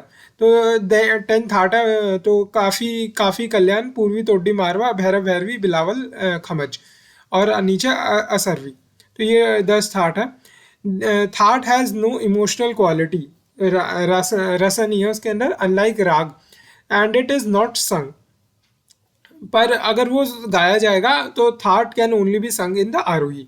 तो जो राग प्रोड्यूस फ्रॉम द थाट वो गाए जाते हैं। ठीक है, तो राग गाए जाते हैं, थाट नहीं गाए जाते हैं, पर अगर गाए भी जाएंगे तो आरोही में ही गाए जाएंगे, बिकॉज जो नोट्स हैं वो असेंडिंग ऑर्डर्स में होती है। 7 नोट होंगी 12 में से, तो ये सब थाट के। तो अब समय देख लेते हैं, समय क्या है। तो हर राग का ना कुछ एक स्पेसिफिक टाइम होता है जिसमें वो परफॉर्म करा जा सकता है। तो दिस इज़ बिकॉज ये जो नोट्स है ये मोस्ट इफेक्टिव उस पर्टिकुलर टाइम में ही होती है। तो सुबह से, मतलब रात के 12 से जो सुबह के 12 बजे तक का समय होता है ना, वो पूर्वी भाग होता है। ठीक है, तो जो इस भाग में राग गाया जाता है उन्हें पूर्वी राग कहते हैं। अब जो दोपहर के 12 से शाम के 12 तक गाए जाते हैं उन्हें उत्तर भाग कहते हैं और इन राग को उत्तर राग कहा जाता है। ठीक है। Furthermore the saptak also change according to the period of the time. तो जैसे कि पूर्वी भाग में जो गाया जाता है ना, तो सप्तक उसमें होता है सारे गामा। फिर उत्तरी भाग उत्तर राग में जो उत्तरंग पीरियड में गाया जाता है उसे सप्तक कहते हैं। तो पाधा निसा। ठीक है। अदर कॉम्पोनेंट ऑफ द राग कौन कौन से हैं?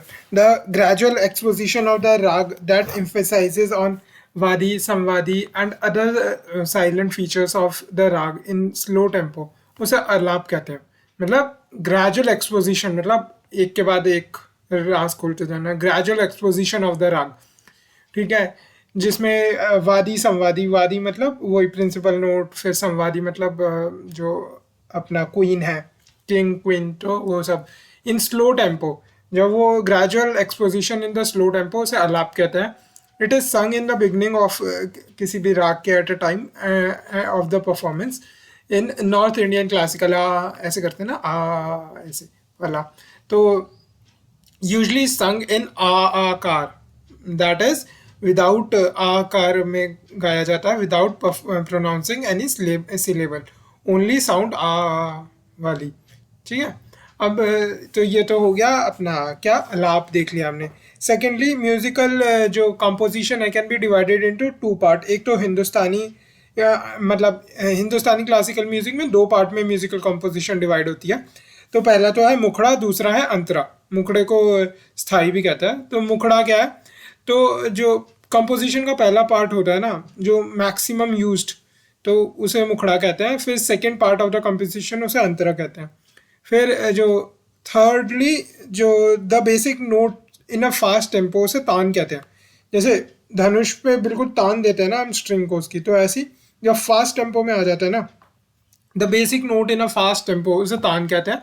तो ये काफ़ी टेक्निकल होती है और दिखाती है कि कितनी training, practice and dexterity in weaving complicated patterns of notes with variation in rhythm. तो जो वोकलिस्ट है, मतलब जो सिंगर है, उसकी प्रोफेशनलिज्म दिखाता है ये। स्पीड एक इम्पॉर्टेंट फैक्टर हो जाता है इसमें। और जैसे सम पर्टिकुलर तान्स वो संग इन आकार नोट्स, मतलब आ ऐसे वाला। ठीक है।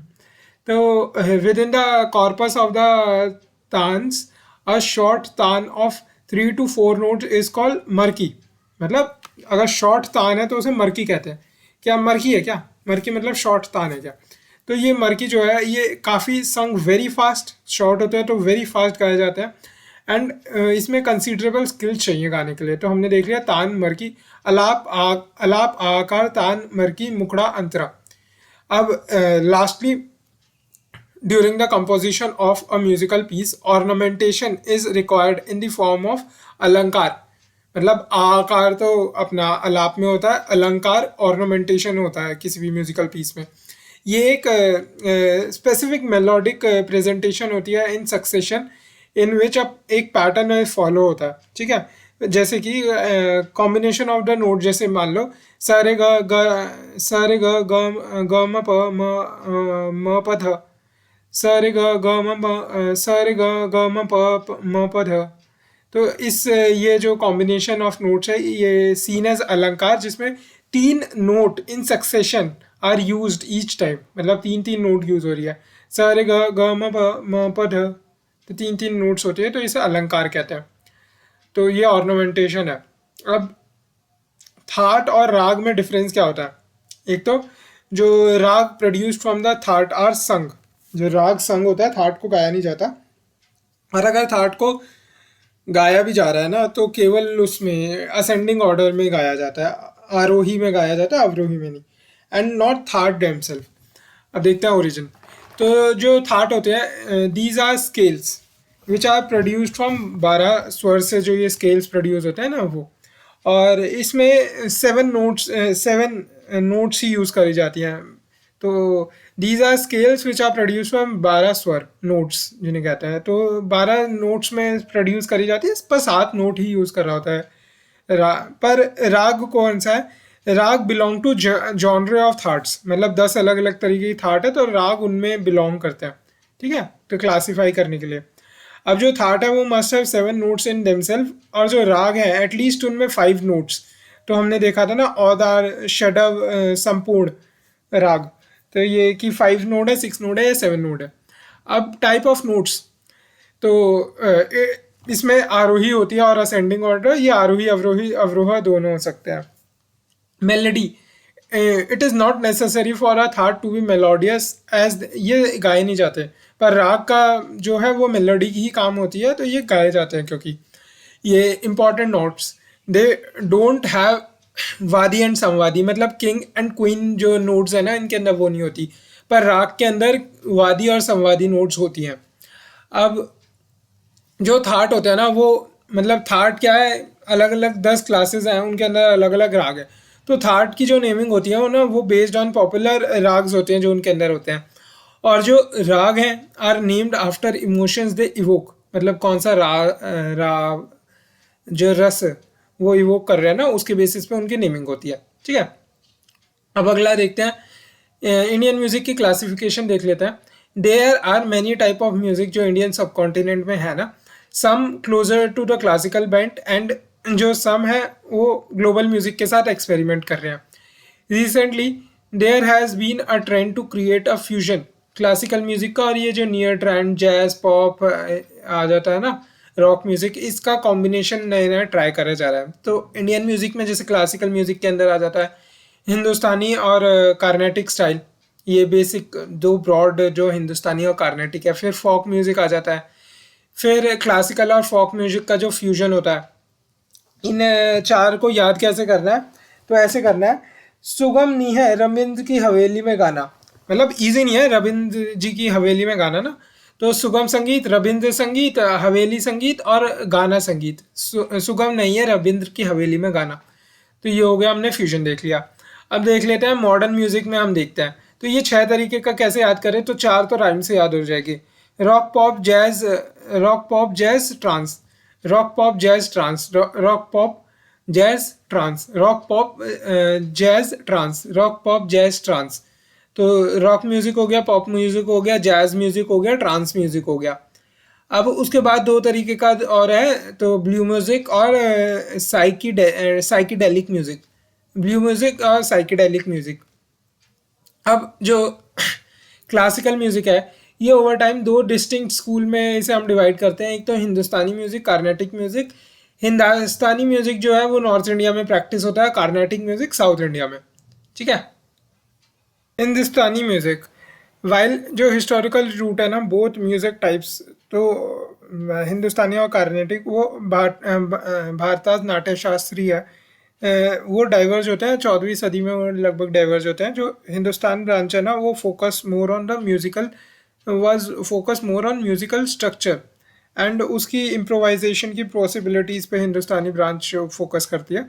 तो ये जो है ये अडॉप्टेड अ स्केल ऑफ शुद्ध स्वर सप्तक और ऑक्टेव ऑफ नेचुरल नोट्स। शुद्ध स्वर जो है, शुद्ध स्वर के जो 7 शुद्ध स्वर है ना, तो शुद्ध स्वर सप्तक पे ये फोकस करती है और ऑक्टेव ऑफ नेचुरल नोट्स पे ये फोकस करती है। अडॉप्टेड अ स्केल ऑफ शुद्ध स्वर सप्तक, अडॉप्टेड अ स्केल ऑफ शुद्ध स्वर सप्तक और पॉसिबिलिटी ऑफ इम्प्रोवाइजेशन पे focus and more on musical structure. अब यहाँ पे क्या 10 मेन स्टाइल ऑफ सिंगिंग है हिंदुस्तानी म्यूजिक में। कौन कौन से अलग अलग स्टाइल हैं, वो कैसे और याद कैसे करने हैं, तो वो कौन कौन से 10 हैं। ध्रुपद धमर चतुरंग होरी टप्पा तारना सरगम ठुमरी, ध्रुपद धमर चतुरंग होरी टप्पा थारना सरगम ठुमरी, ध्रुपद धमर चतुरंग होरी टप्पा थारना सरगम ठुमरी, ध्रुपद धमर चतुरंग होरी टप्पा थारना सरगम ठुमरी, ध्रुपद धमर चतुरंग होरी टप्पा थारना सरगम ठुमरी, ध्रुपद धमर चतुरंग होरी टप्पा थारना सरगम ठुमरी, ध्रुपद धमर चतुरंग होरी टप्पा तारना सरगम ठुमरी, ध्रुपद धमर चतुरंग होरी टप्पा तारना सरगम ठुमरी, ध्रुपद धमर चतुरंग होरी टप्पा तारना सरगम ठुमरी, ध्रुपद धमर चतुरंग होरी टप्पा तारना सरगम ठुमरी, ध्रुपद धमर चतुरंग होरी टप्पा तारना सरगम ठुमरी। और फिर तीसरे नंबर पे आता है ख्याल राग सागर।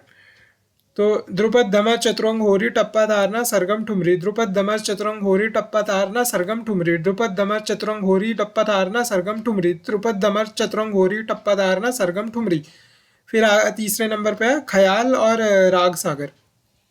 अब हम Dhrupad style of Hindustani music देखते हैं। एक तो ये one of the oldest and grandest form है जो हिंदुस्तानी क्लासिकल म्यूजिक की होती है ना, और ये नाट्य शास्त्र में इसका ये मेंशन है। अब जो owes its roots to oldest form, dhrupad जो ओल्डेस्ट फॉर्म को इस पे डिपेंड करता है। ये कौन सी है? ध्रुपद मतलब ध्रुव पद, तो ध्रुपद मतलब ध्रुव पद, ठीक है। ध्रुव पद एंड प्रबंध, प्रबंध करो ध्रुपद का, ध्रुपद जी के लिए प्रबंध करो, तो प्रबंध एंड ध्रुव पद, तो ध्रुपद।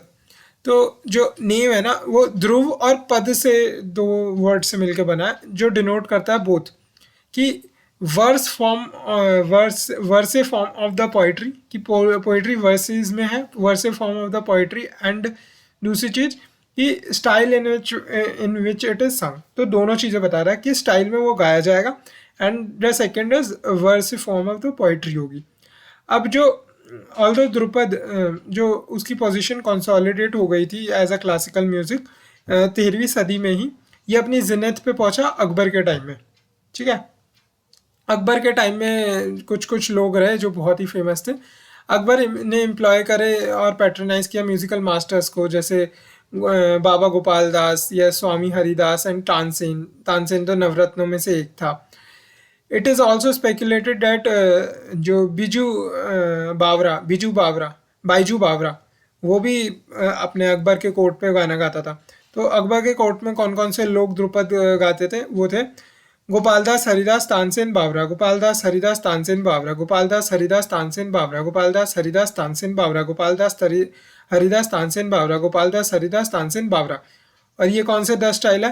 ध्रुपद धमर चतुरंग होरी टप्पा धारना सरगम ठुमरी, ध्रुपद धमर चतुरंग होरी टप्पा धारना सरगम ठुमरी। और फिर तीसरे नंबर पे है ख्याल और राग सागर, ठीक है। तो गोपालदास हरिदास तानसेन बावरा, गोपालदास हरिदास तानसेन बावरा, गोपालदास हरिदास तानसेन बावरा, ठीक है। बाइजू बावरा, तो बावरा। अब कोर्ट ऑफ राजा मान सिंह तोमर ग्वालियर में जो थे, उनके कोर्ट में भी ध्रुपद काफ़ी गाया गया है, ठीक है। तो गोपालदास हरिदास तानसेन बावरा अकबर के कोर्ट में। अब जो ध्रुपद है ना वो एक became major form of singing medieval period में, बट 18वीं सदी तक आते आते वो डिक्लाइन होना शुरू हो गया ध्रुपद का, क्योंकि बहुत सारे और नए म्यूजिक आ गए। अब जो ध्रुपद है वो ऐसे हम देखा था ना, 2 वर्ड से बन गया है, verse form of poetry.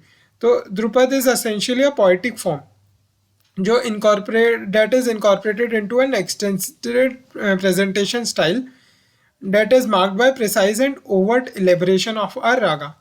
Precise and overt, covert नहीं, overt elaboration कि मतलब वो दिखा के गा रहे हैं राग, तो overt elaboration of a raga, तो precise and overt elaboration। वैसे वर्सिव फॉर्म ऑफ द पोइट्री मतलब पोइटिक फॉर्म है।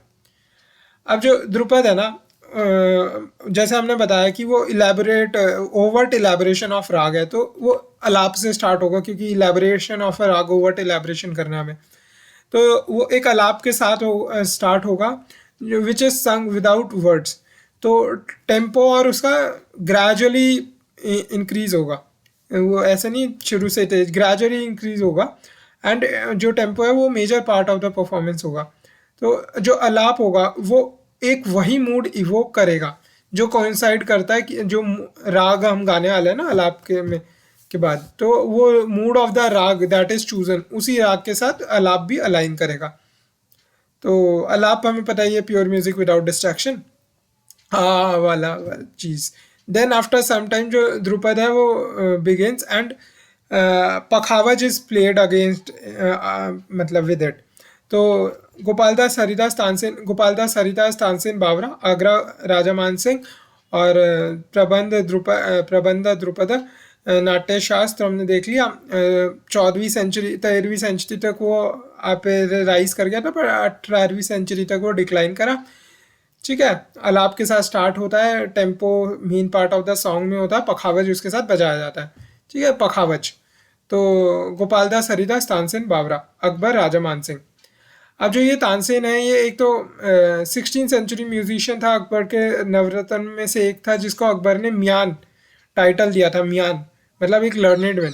जैसे सियान सिंह तो जवाहरमल जो थे ना अपना कुका मूवमेंट के लीडर थे, पर यहाँ सियान साहब थे वो। यहाँ पे मियान क्या है, मियान तानसेन को कहते हैं, मियान तानसेन पूरा नाम कहते थे ना उससे, मियान तानसेन। तानसेन ने काफ़ी सारे नए राग जो बनाए थे। कॉम्पोजिशन ऑफ द जो तानसेन है mainly relates to Hindu god and goddesses and its patrons, जैसे कि अपना एम्परर अकबर हो गए ना। तो तानसेन जो थे, तानसेन का टॉम ग्वालियर के अंदर है। तो तानसेन का टॉम ग्वालियर के अंदर है। जो ध्रुपद है उसमें संस्कृत सिलेबल्स का यूज़ हो रहा है, और वो इज ऑफ टेम्पल ओरिजिन वो ध्रुपद है। अब जो ध्रुपद की कॉम्पोजिशन है ना उसमें 4 से 5 स्टेंजा, हमने देखा था वर्सिव फॉर्म ऑफ द पोइट्री, तो 4 से 5 स्टेंजा इसमें यूज़ होता है और ये डुओ परफॉर्म करते हैं। ठीक है, हमने देख लिया ये पखावज के साथ पखावज बजा रहे हैं इसमें, और ये डुओ परफॉर्म कर रहे हैं। 4 से 5 स्टेंजा होते हैं, संस्कृत सिलेबल्स इसमें यूज़ करते हैं। ठीक है, अब जनरली 2 मेल वोकलिस्ट इसे परफॉर्म कर रहे होते हैं, और इंस्ट्रूमेंट जैसे अपना तानपुरा, तानसेनी से गाते थे और तानपुरा बजाते हैं। तो तानपुरा एंड पखावज बजाते हैं यूजली, कंपनी जो उन्हें करते हैं ना तानपुरा और पखावज करते हैं।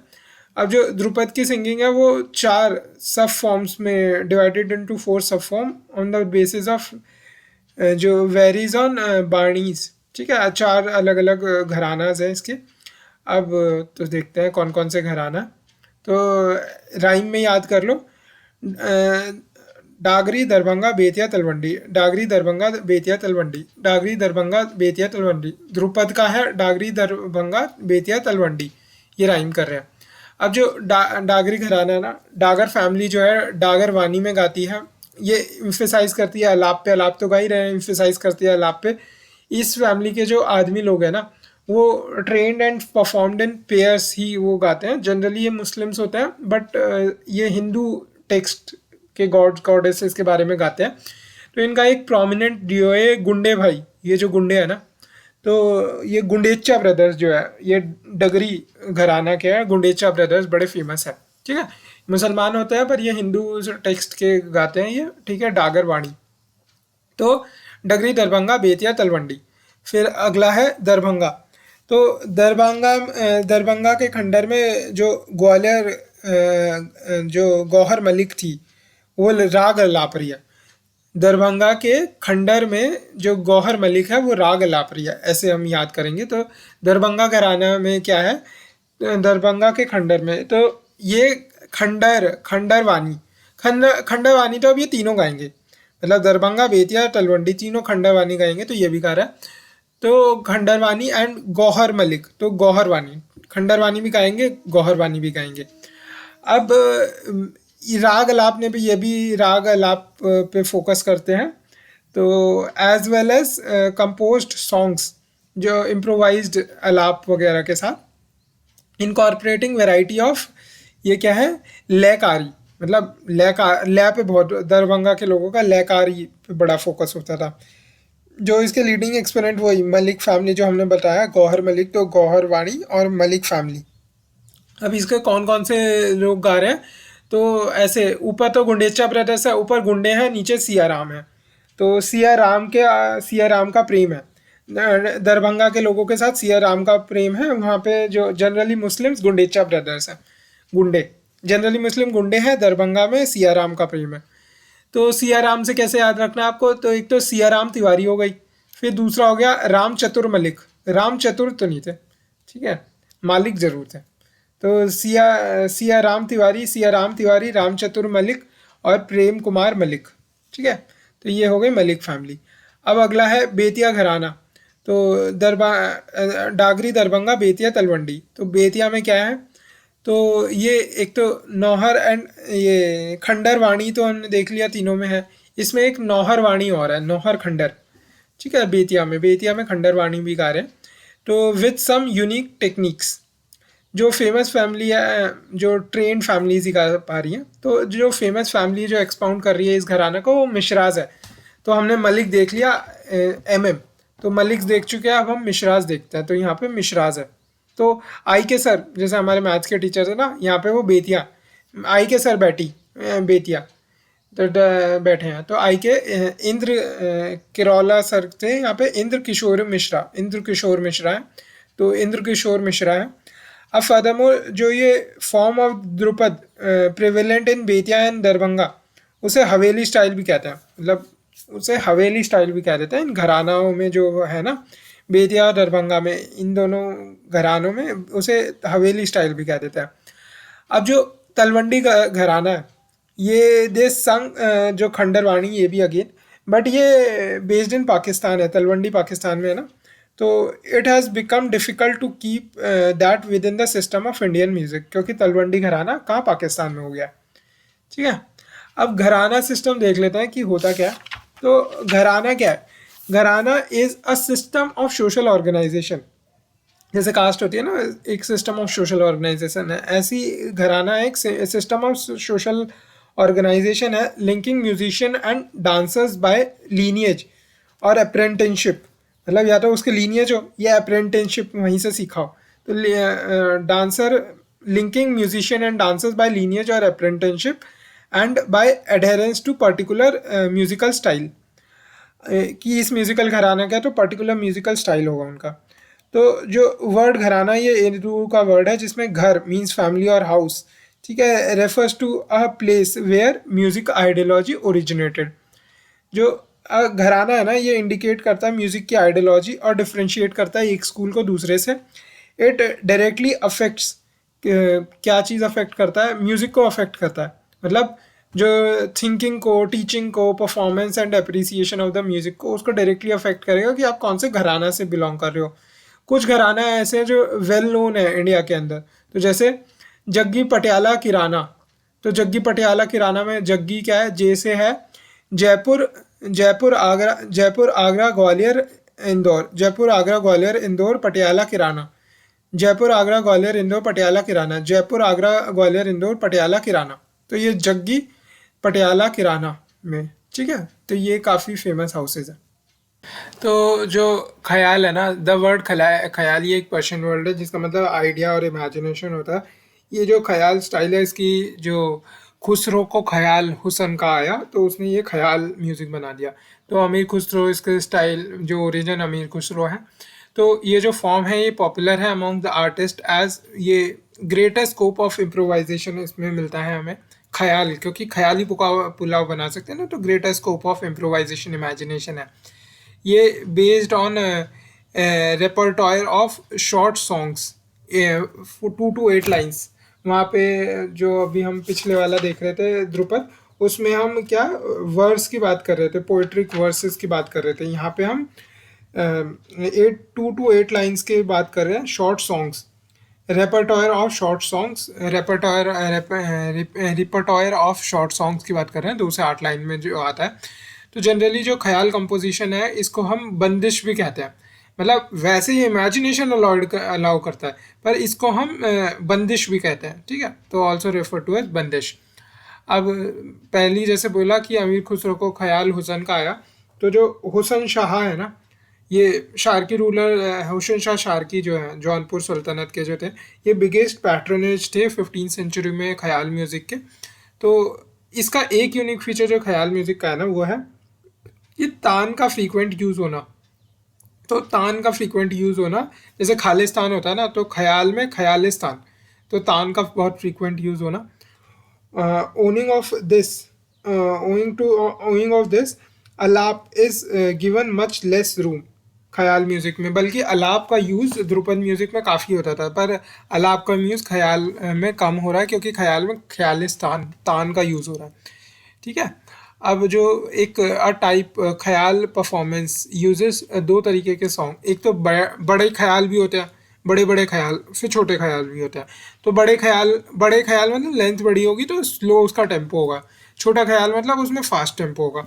तो जो बड़ा ख्याल है comprises most of the performance, मतलब धीरे धीरे स्लो टेम्पो पे ये चलता है, बड़ा ख्याल मोस्ट ऑफ द परफॉर्मेंस होता है। अब जो एवरी सिंगर रेंडर्स सेम बंदिश डिफरेंटली, मतलब सेम ख्याल अगर वो म्यूज़िक भी गा रहा है तो वो अलग तरीके से गाएगा, क्योंकि इसमें ज़्यादा स्कोप है इमेजिनेशन का, while keeping text and ragas as, text और राग कांस्टेंट होगा, बट स्कोप है उसमें, क्योंकि तान वगैरह का काफ़ी यूज़ है, ठीक है। तो राग और टेक्स्ट कांस्टेंट रहते हुए भी स्कोप है अपना इम्प्रोवाइजेशन का। यूजुअली जो थीम होती है ना ख्याल के अंदर, वो रोमांटिक रोमांटिक ख्यालों में ही डूबा हुआ है। तो खुसरो का ख्याल हुसन का था ना, तभी उसने रोमांटिक इन नेचर था। तो ख्याल बंदिश इज रोमांटिक इन नेचर। वो लव के बारे में सॉन्ग्स बनाता है, इवन अगर वो डिवाइन क्रिएचर से रिलेटेड है, पर वो बेसिस उसका लव ही होगा। ये प्रेज करते हैं गॉड को और पर्टिकुलर किंग को। जो एक्सेप्शनल ख्याल कॉम्पोजिशन है वो लॉर्ड कृष्ण की उसमें है, प्रेज में है, जैसे खुसरो करते ही थे कृष्ण भगवान को। तो ख्याल लव कृष्ण, तो ख्याल कृष्ण, बड़ा ख्याल छोटा ख्याल, बंदिश अमीर खुसरो, ख्याल खुसरो हुसैन शाह। ठीक है, ये सब हमने देख लिया। अब कुछ कुछ हम इनके घरानास देख लेते हैं जिनमें ख्याल म्यूजिक इंपॉर्टेंट है। ठीक है, तो ख्याल ख्याल ख्याली पुलाव मत बनाओ एबीपी। भाई जीके वाली न्यूज़ दो, जनरल नॉलेज दो, जीके नहीं। ख्याली में न्यूज़ आती है, जीके नहीं में पता लगती है एबीपी पे। तो जीके क्या है? ग्वालियर किराना, जो ग्वालियर किराना, एबीपी क्या है? आगरा या ये भेंडी बाजार और पटियाला। आगरा, भेंडी बाजार, पटियाला, ग्वालियर किराना। आगरा, भेंडी बाजार, पटियाला, ग्वालियर किराना, एबीपी जीके। तो आगरा, भेंडी बाजार, पटियाला, ग्वालियर किराना। तो ग्वालियर और किराना हम देख लेते हैं। ग्वालियर जो है वन ऑफ द ओल्डेस्ट है, मोस्ट इलेबरेट जो ख्याल घराना है वो ग्वालियर घराना ही है। ठीक है, इसका एक तो इक्वल इम्फेसिस है ग्वालियर में जो है ख्याल में। एक तो मेलोडी और रिदम पे इक्वल इम्फेसिस है। ऑल्दो जो इसकी सिंगिंग है वो बहुत कॉम्प्लेक्स होती है। There is still they still prefer, जो लोग हैं इसमें still prefer to perform simple ragas. ठीक है, क्योंकि मेलोडी देखो इम्फेसिस है, मेलोडी और रिदम दोनों पे इम्फेसिस है, तो मेलोडी भी चाहिए और सिंगिंग वह काफ़ी कॉम्प्लेक्स भी है। ठीक है, तो इसमें क्या है कि मतलब ग्वाल सिंगिंग जो वेरी कॉम्प्लेक्स है, पर ग्वालियर वो घराना है ना, ग्वालियर गवार नहीं है। मतलब सिंगिंग वहाँ काफ़ी कॉम्प्लेक्स उन्हें आती है। ठीक है, but because of the focus on the melody वो सिंपल अपने राग्स वगैरह गाता है।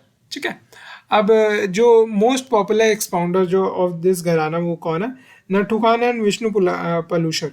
नट्टू खान विष्णु पलूशर, नट्टू खान विष्णु पलूशर, नट्टू खान विष्णु पलूशर, नट्टू खान विष्णु पलूशर। तो कैसे याद करना है? ग्वालियर घराने के लोग गवार नहीं है, ठीक है, फिर भी वो सिंपल राग गाते हैं। तो ग्वालियर गवार नट्टू काका, तो गवार नट्टू काका जो तारक मेहता में आता है ना, तो गवार ग्वालियर गवार नट्टू काका। तो नट्टू काका क्या है? तो वही है नत्थु खान विष्णु विष्णु पराशर, नट्टू काका, नट्टू नट्टू खान विष्णु पराशर। अब जो हमने जीके देखी थी, के से किराना घराना हो गया। तो ये जो घराना है ये नेम्ड आफ्टर, जो यूपी में किराना नाम की जगह है ना, उसके नाम पे ये है। तो देखो, किराना के नायक ने वही करा जो उसे करना था। मतलब किराना के नायक ने वही करा जो उसे करना था। तो किराना जगह नायक, नायक गोपाल हो गया। वही करी जो करना था। तो वही करी से क्या है? वही अब्दुल वहीद खान, अब्दुल वहीद खान, वही करी अब्दुल करीम खान, अब्दुल वहीद खान और अब्दुल करीम खान। तो जो नायक गोपाल है वो फाउंडेड इट, बट इसको रियल जो पॉपुलर बनाया वो अब्दुल करीम खान एंड अब्दुल वहीद खान ने अर्ली 20th सेंचुरी में इसे बनाया। अब जो किराना घराना है ना, ये precise training and expression of the notes के लिए काफ़ी फेमस है। ठीक है, तो अब्दुल करीम खान, अब्दुल वहीद खान। अब ये जो है पंडित तो भीमसेन जोशी, पंडित भीमसेन जोशी। किराना पर भीमसेन जोशी, नॉट बर्मन जोशी नहीं आया है। मतलब किराना पे सामान खरीदने कोई बर्मन जोशी खुद थोड़ी आएगा। भीमसेन जोशी आ सकता है पर बर्मन जोशी थोड़ी आएगा अपने आप। तो पंडित भीमसेन जोशी जो है ख्याल के प्रोपोनेंट है किराना घराना में। ठीक है, बहुत सारे अवार्ड वगैरह भी मिले हैं। Some major ragas by Shri जो पंडित भीमसेन जोशी हैं वो ये वाले राग गाए गए हैं। और उनकी जो परफॉर्मेंस थी ना, मिले स्वर मेरे तुम्हारे वीडियो में, वो काफ़ी फेमस है। मिले स्वर मेरे तुम्हारे, ये पंडित भीमसेन जोशी। ठीक है, अब आगे आते हैं। ये एग्जैक्टली ये याद करने की ज़रूरत नहीं है कि क्या स्वर थे, क्या उनके राग्स थे, मेजर राग्स जो यूज़ करते थे भीमसेन जोशी जी। जैसे सुधा का कल्याण करो, सुधा कल्याण, भीम पलेसी। तो भीमसेन जोशी थे तो भीम पलासी राग वो गाते थे। भीमसेन जोशी भीम पलासी राग गाते थे सुधा का कल्याण करने के लिए। मियान की तोड़ी मुल्तानी। देखो भीमसेन जोशी मुल्तानी मिट्टी मुंह पे लगा के ना, तो भीम पलासी गा रहे थे, भीम पलासी, सुधा का कल्याण करने के लिए। तो जो भीमसेन जोशी है मुल्तानी मिट्टी मुंह पे लगा के भीम पलासी गा रहे थे सुधा का कल्याण करने के लिए। ठीक है, अब आ जाते हैं जो किराना घराना है, वो known for their mastery over the slow tempo, मतलब धीरे धीरे धीरे धीरे स्लो टेम्पो में वो गाते थे, स्लो टेम्पो राग्स। उनका एम्फेसिस ज़्यादा होता था कि मेलोडी पे ज़्यादा, जैसे ग्वालियर घराना का मेडली रिदम, मेलोडी रिदम दोनों पे होता था। इनका emphasis more on the melody किसी भी कॉम्पोजिशन की, and clarity of the pronunciation text की, कितने क्लियर से कर पा रहे, and use of traditional ragas. Great singers इस जो किराना घराना के अंदर है, जैसे पंडित भीमसेन जोशी हमने देख लिया, फिर भीमसेन जोशी क्या भीम पलासी गाते हैं, भीम पलासी मुल्तानी और सुधा कल्याण कल्याण वो राग गाते थे। तो भीमसेन जोशी हो गया, फिर एक गंगूबाई हंगल भी है। ठीक है, जो कार्नेटिक एक्सपोनेंट्स है ना, जो महाराष्ट्र कर्नाटका के बॉर्डर पे रहते हैं, वो किराना घराना से वेल वर्स्ड है, बल्कि किराना इन यूपी है। ठीक है, पर ये भी वेल वर्स्ड है। अब आगरा घराना हम देखते हैं, जो हिस्टोरियंस आर्ग्यू करते हैं दैट जो अपना खुदा बख्श स्टेब्लिश्ड दिस घराना। ठीक है, मतलब आगरा, आगरा में 3K आपको याद रखना है। तो 3K याद क्या रखना है भाई, कि एक तो खुदा बख्श, आपको खुदा बख्श खान एंड किचलू, खुदा बख्श खान एंड किचलू 3K के याद रखना है। आगरा, आगरा किसके अंदर है, ख्याल, ख्याल है कि आगरा में 3K आपको याद रखने हैं, तो ख्याल आगरा 3K। तो खुदा बख्श खान एंड किचलू, तो किचलू क्या है, जो एक्सपाउंडर है, मेजर एक्सपाउंडर। तो विजय किचलू, खुदा बख्श खान एंड किचलू। खुदा बख्श ने तो ये घराना स्टैब्लिश किया था 19th सेंचुरी में, पर जो म्यूजिकोलॉजिस्ट जैसे हाजी सुजा खान फाउंडेड इट।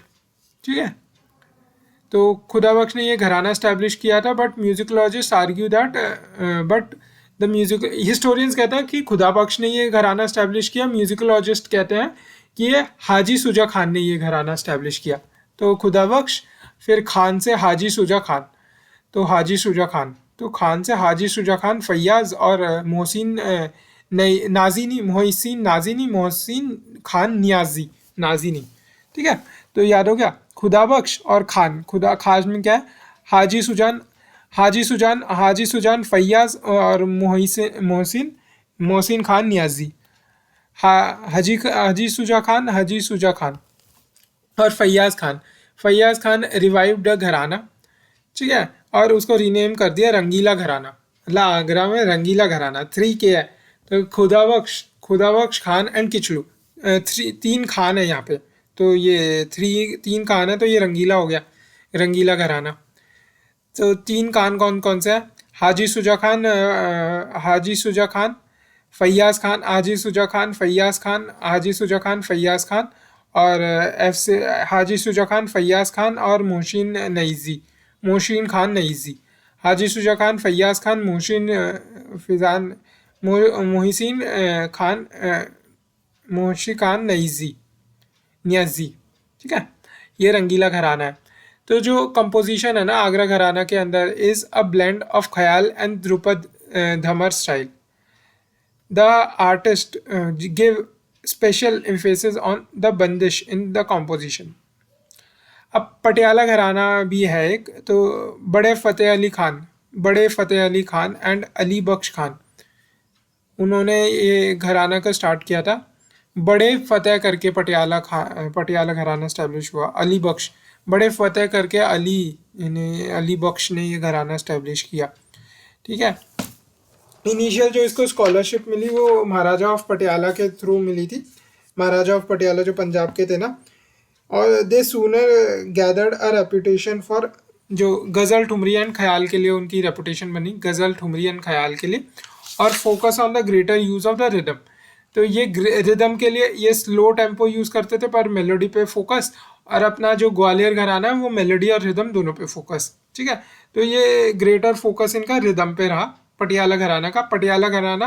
पटियाला घराना बड़े फतेह से कर अली बख्श ने ये घराना स्टैब्लिश किया। तो बड़े फतेह अली खान और अली बख्श खान, और महाराजा ऑफ पटियाला ने का ये पेट्रोनेज था. They soon gathered a reputation for the ghazal, thumri and khayal. They focus on greater use of the rhythm. As the composition stress on emotions, they tend to use ornamentation of alankars in their music. Their special feature in rendering of intricate तान्स. ठीक है. तो ये well known composer इस घराने के, जो पटियाला घराने के वेल नोन कंपोजिशन, जैसे हमने पहले देखा था, बड़े फतेह अली खान. तो दूसरा है कि बड़े गुलाम अली खान साहब. तो बड़े फतेह अली खान, तो बड़े गुलाम अली खान साहब. बड़े फतेह अली खान हमने देखा था, बड़ी फतेह कर अली बख्श ने ये घराना बनाया. बड़े फतेह कर अली बख्श ने ये घराना बनाया. दूसरा है बड़े गुलाम अली खान साहब, who was one of India's greatest Hindustani classical vocalists and who bridged the gap between vocals being limited to a elite audience. He was well known for his rendition of राग दरबारी. ठीक है, राग दरबारी के. तो बड़े गुलाम साहब दरबार में, बड़े गुलाम साहब जो हैं वो दरबार में है. तो बड़े गुलाम साहब की बात की अगर बड़े गुलाम है, तो बड़े गुलाम अली साहब जो है वो राग दरबार गाते हैं. राग दरबारी के लिए फेमस है. अब जो घराना है उसका यूनिक यूज ऑफ तान गमक एंड गायकी ऑफ तराना स्टाइल. तान गमक गायकी ऑफ तराना स्टाइल. ठीक है. तो ये हो गया बड़े गुलाम साहब. तो हमने पहले देखा था बड़े फतेह अली खान, अली बख्श खान, बड़े फतेह अली खान, अली बख्श खान. और यहाँ पे बड़े गुलाम अली खान साहब हम देख रहे हैं, राग दरबारी. ठीक है. अब अगला जो घराना हम देखने जा रहे हैं वो है भेंडी बाजार. तो हमने एबीपी में देख रहा था आगरा, भेंडी बाजार और पटियाला. तो आगरा हम देख चुके हैं. आगरा में हमने देखा था कि कैसे 3 केस फेमस थे. खुदाबख्श खान, 3 खान, हाजी सुजा खान, फैयाज खान, मोहसिन खान नियाजी, और फिर विजय किचलू. 3 केस हमने देखे थे. फिर हमने पटियाला घराना भी देख लिया एबीपी में. अब हम भेंडी बाजार पर रह गया. तो भेंडी बाजार जा रहे हो तो खादी हुसन पर डाल लो अपने. अगर किसी को कह रहे हैं भेंडी बाजार जा रहे हो तो खादी हुसन पर डाल लो, क्योंकि छज्जे से नज़र लगाने वाले बहुत है. नजीर. ठीक है. तो छज्जे से तो छज्जू खान, नज़र लगाने वाले तो नज़ीर खान. तो हुसन पे तो खादी डाल लो, तो खादिम हुसैन खान. तो छज्जू खान, नज़ीर खान, खादिम हुसैन खान, इन्होंने 19वीं सेंचुरी में भेंडी बाजार घराना स्टैब्लिश किया था. अब ये सिंगर जो है ये काफ़ी ट्रेंड होते हैं अपनी ब्रेथ को कंट्रोल करने में. बहुत लंबे पीरियड तक पूरे भेंडी बाजार में इतनी स्मेल है कि ब्रेथ कंट्रोल करनी पड़ जाती है लंबे समय तक. तो ये उसके लिए ट्रेंड हो गए. तो ये सिंग लॉन्ग पैसेजेस एक सिंगल ब्रेथ में ये गा लेते हैं. और uniqueness lie in using some of Carnatic ragas, वो अपनी म्यूजिक में यूज़ करते हैं. ठीक है. अब आगे देखते हैं. अब ये तारन स्टाइल हम देखते हैं. तो ऐसे याद रखो, टप्पा टप्पा तारन सरगम ठुमरी. टप्पा तारन सरगम ठुमरी. टप्पा तारन सरगम ठुमरी. टप्पा तारन सरगम ठुमरी. टप्पा तारन सरगम ठुमरी. टप्पा तारन सरगम ठुमरी. तो अब हम टप्पा तारन, ये तारन हम देखते हैं.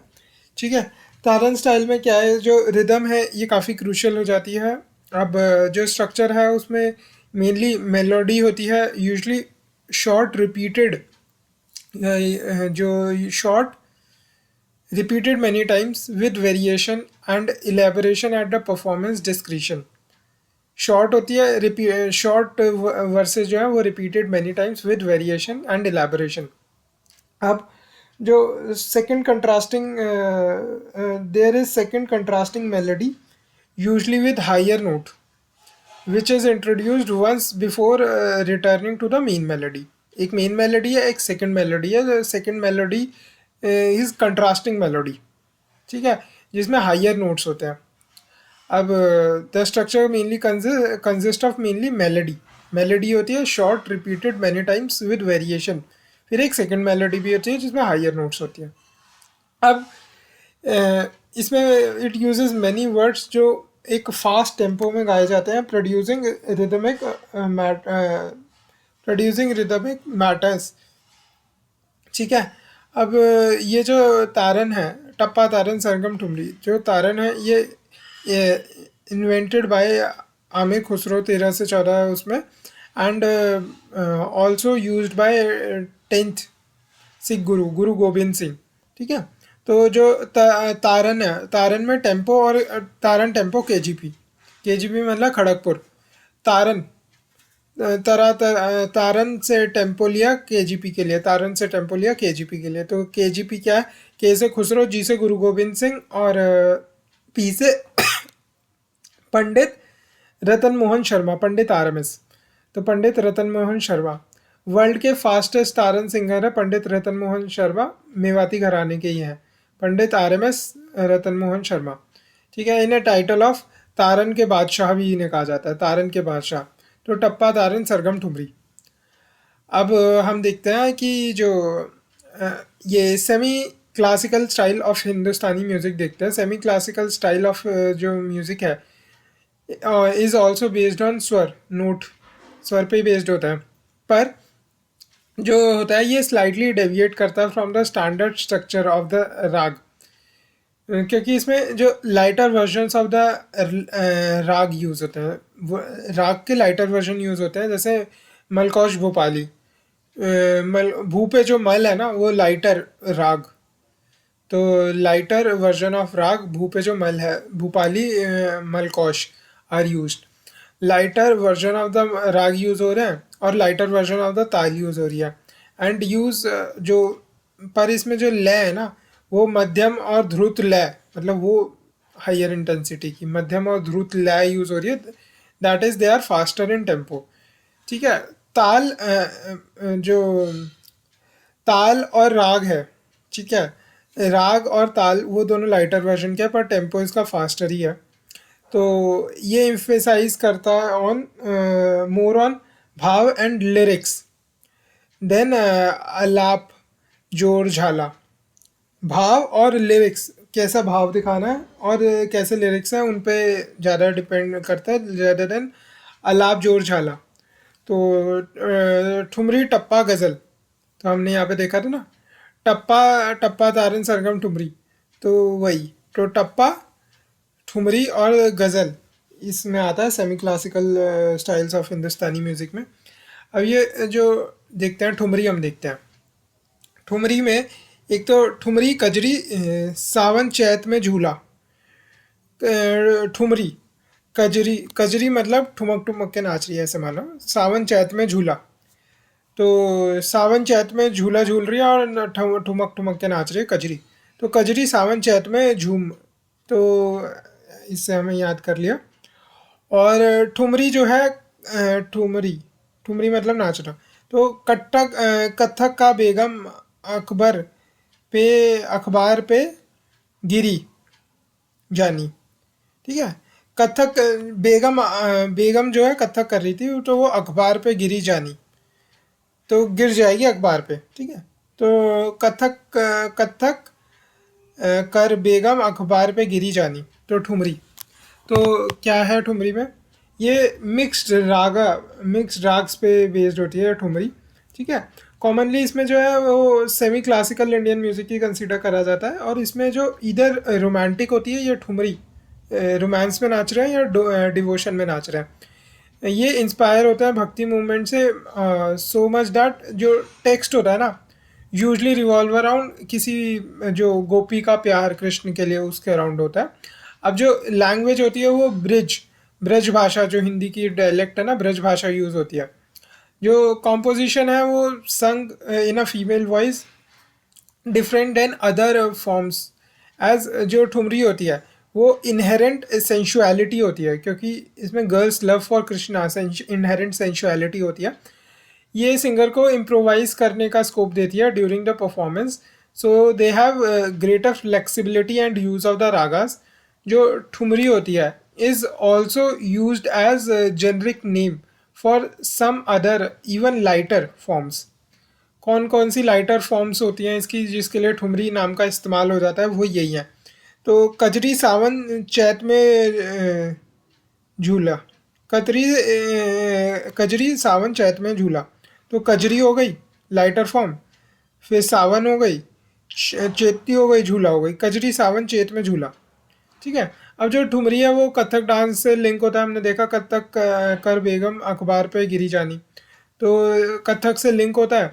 अब जो मेन घरानाज है उसके वो है वाराणसी एंड लखनऊ एंड बेगम अख्तर, बेगम अखबार पे गिरी जानी। तो बेगम अख्तर एक काफ़ी फेमस ठुमरी सिंगर है, जो हाउस होल्ड नेम है क्योंकि उसकी हस्की वॉइस के कारण, और जो boundless range in singing. Another very important जो प्रोपोनेंट है ठुमरी की वो है गिरिजा देवी। बेगम अखबार पे गिरी जानी, तो बेगम अख्तर गिरी जानी मतलब गिरिजा देवी, गिरी जानी मतलब गिरिजा देवी ऑफ जो पूरब अंग ऑफ बनारस घराना। ठीक है। तो वाराणसी लखनऊ बनारस, तो गिरजा देवी बनारस घराना किया, तो ये ठुमरी हो गया। अब टप्पा देख लेते हैं। ये इन दिस स्टाइल जो रिदम है वो काफ़ी इम्पॉर्टेंट मानी जाती है, और जो कंपोजिशन है वो based on fast subtle and naughty construction, fast subtle and naughty construction. Fast होती है तो अपना मतलब यहाँ पे लिखा ही था फास्टर इन टेम्पो होते हैं ये जनरली, तो फास्ट होती है ये भी। ठीक है।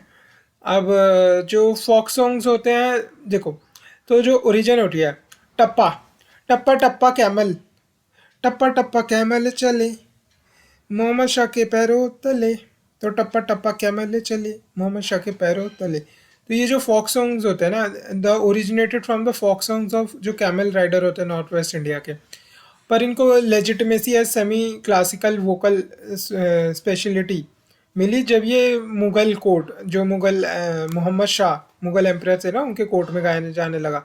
तो टप्पा टप्पा कैमल चले मोहम्मद शाह के पैरों तले। तो there is a great use of very quick turn off phrases, तभी कहते हैं ना ये based on fast subtle and naughty construction. तो क्विक टर्न ऑफ फ्रेजेस इसमें यूज़ करा जाता है। जो जॉनरे है ना, जो टप्पा जॉनरे है, ये जनरली जो वेल्दी एलिट्स होते हैं, classes with more modest means, उनमें ये फेमस होती है। जो इसका बैठ की स्टाइल है, जो अंडर जो ज़मींदार क्लास के अंडर जो ओरिजिनेट हुआ था लेट 19 अर्ली 20th सेंचुरी में। ठीक है। उनके बैठक खानाज मतलब असेंबली हॉल्स या जलसा घर, मतलब जहाँ पे इंटरटेनमेंट वगैरह होता है, बैठक खानाज या जलसा घर में ये डेवलप हुआ था बैठकी स्टाइल टप्पा का।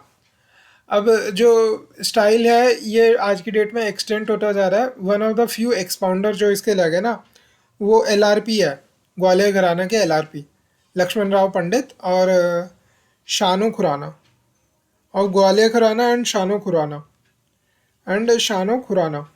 तो एलआरपी, तो टप्पा टप्पा एलआरपी लक्ष्मण राव पंडित। तो टप्पा टप्पा चले कैमल चले मोहम्मद शाह के पैरों तले, quick turn, very quick turn off the phrases. ठीक है।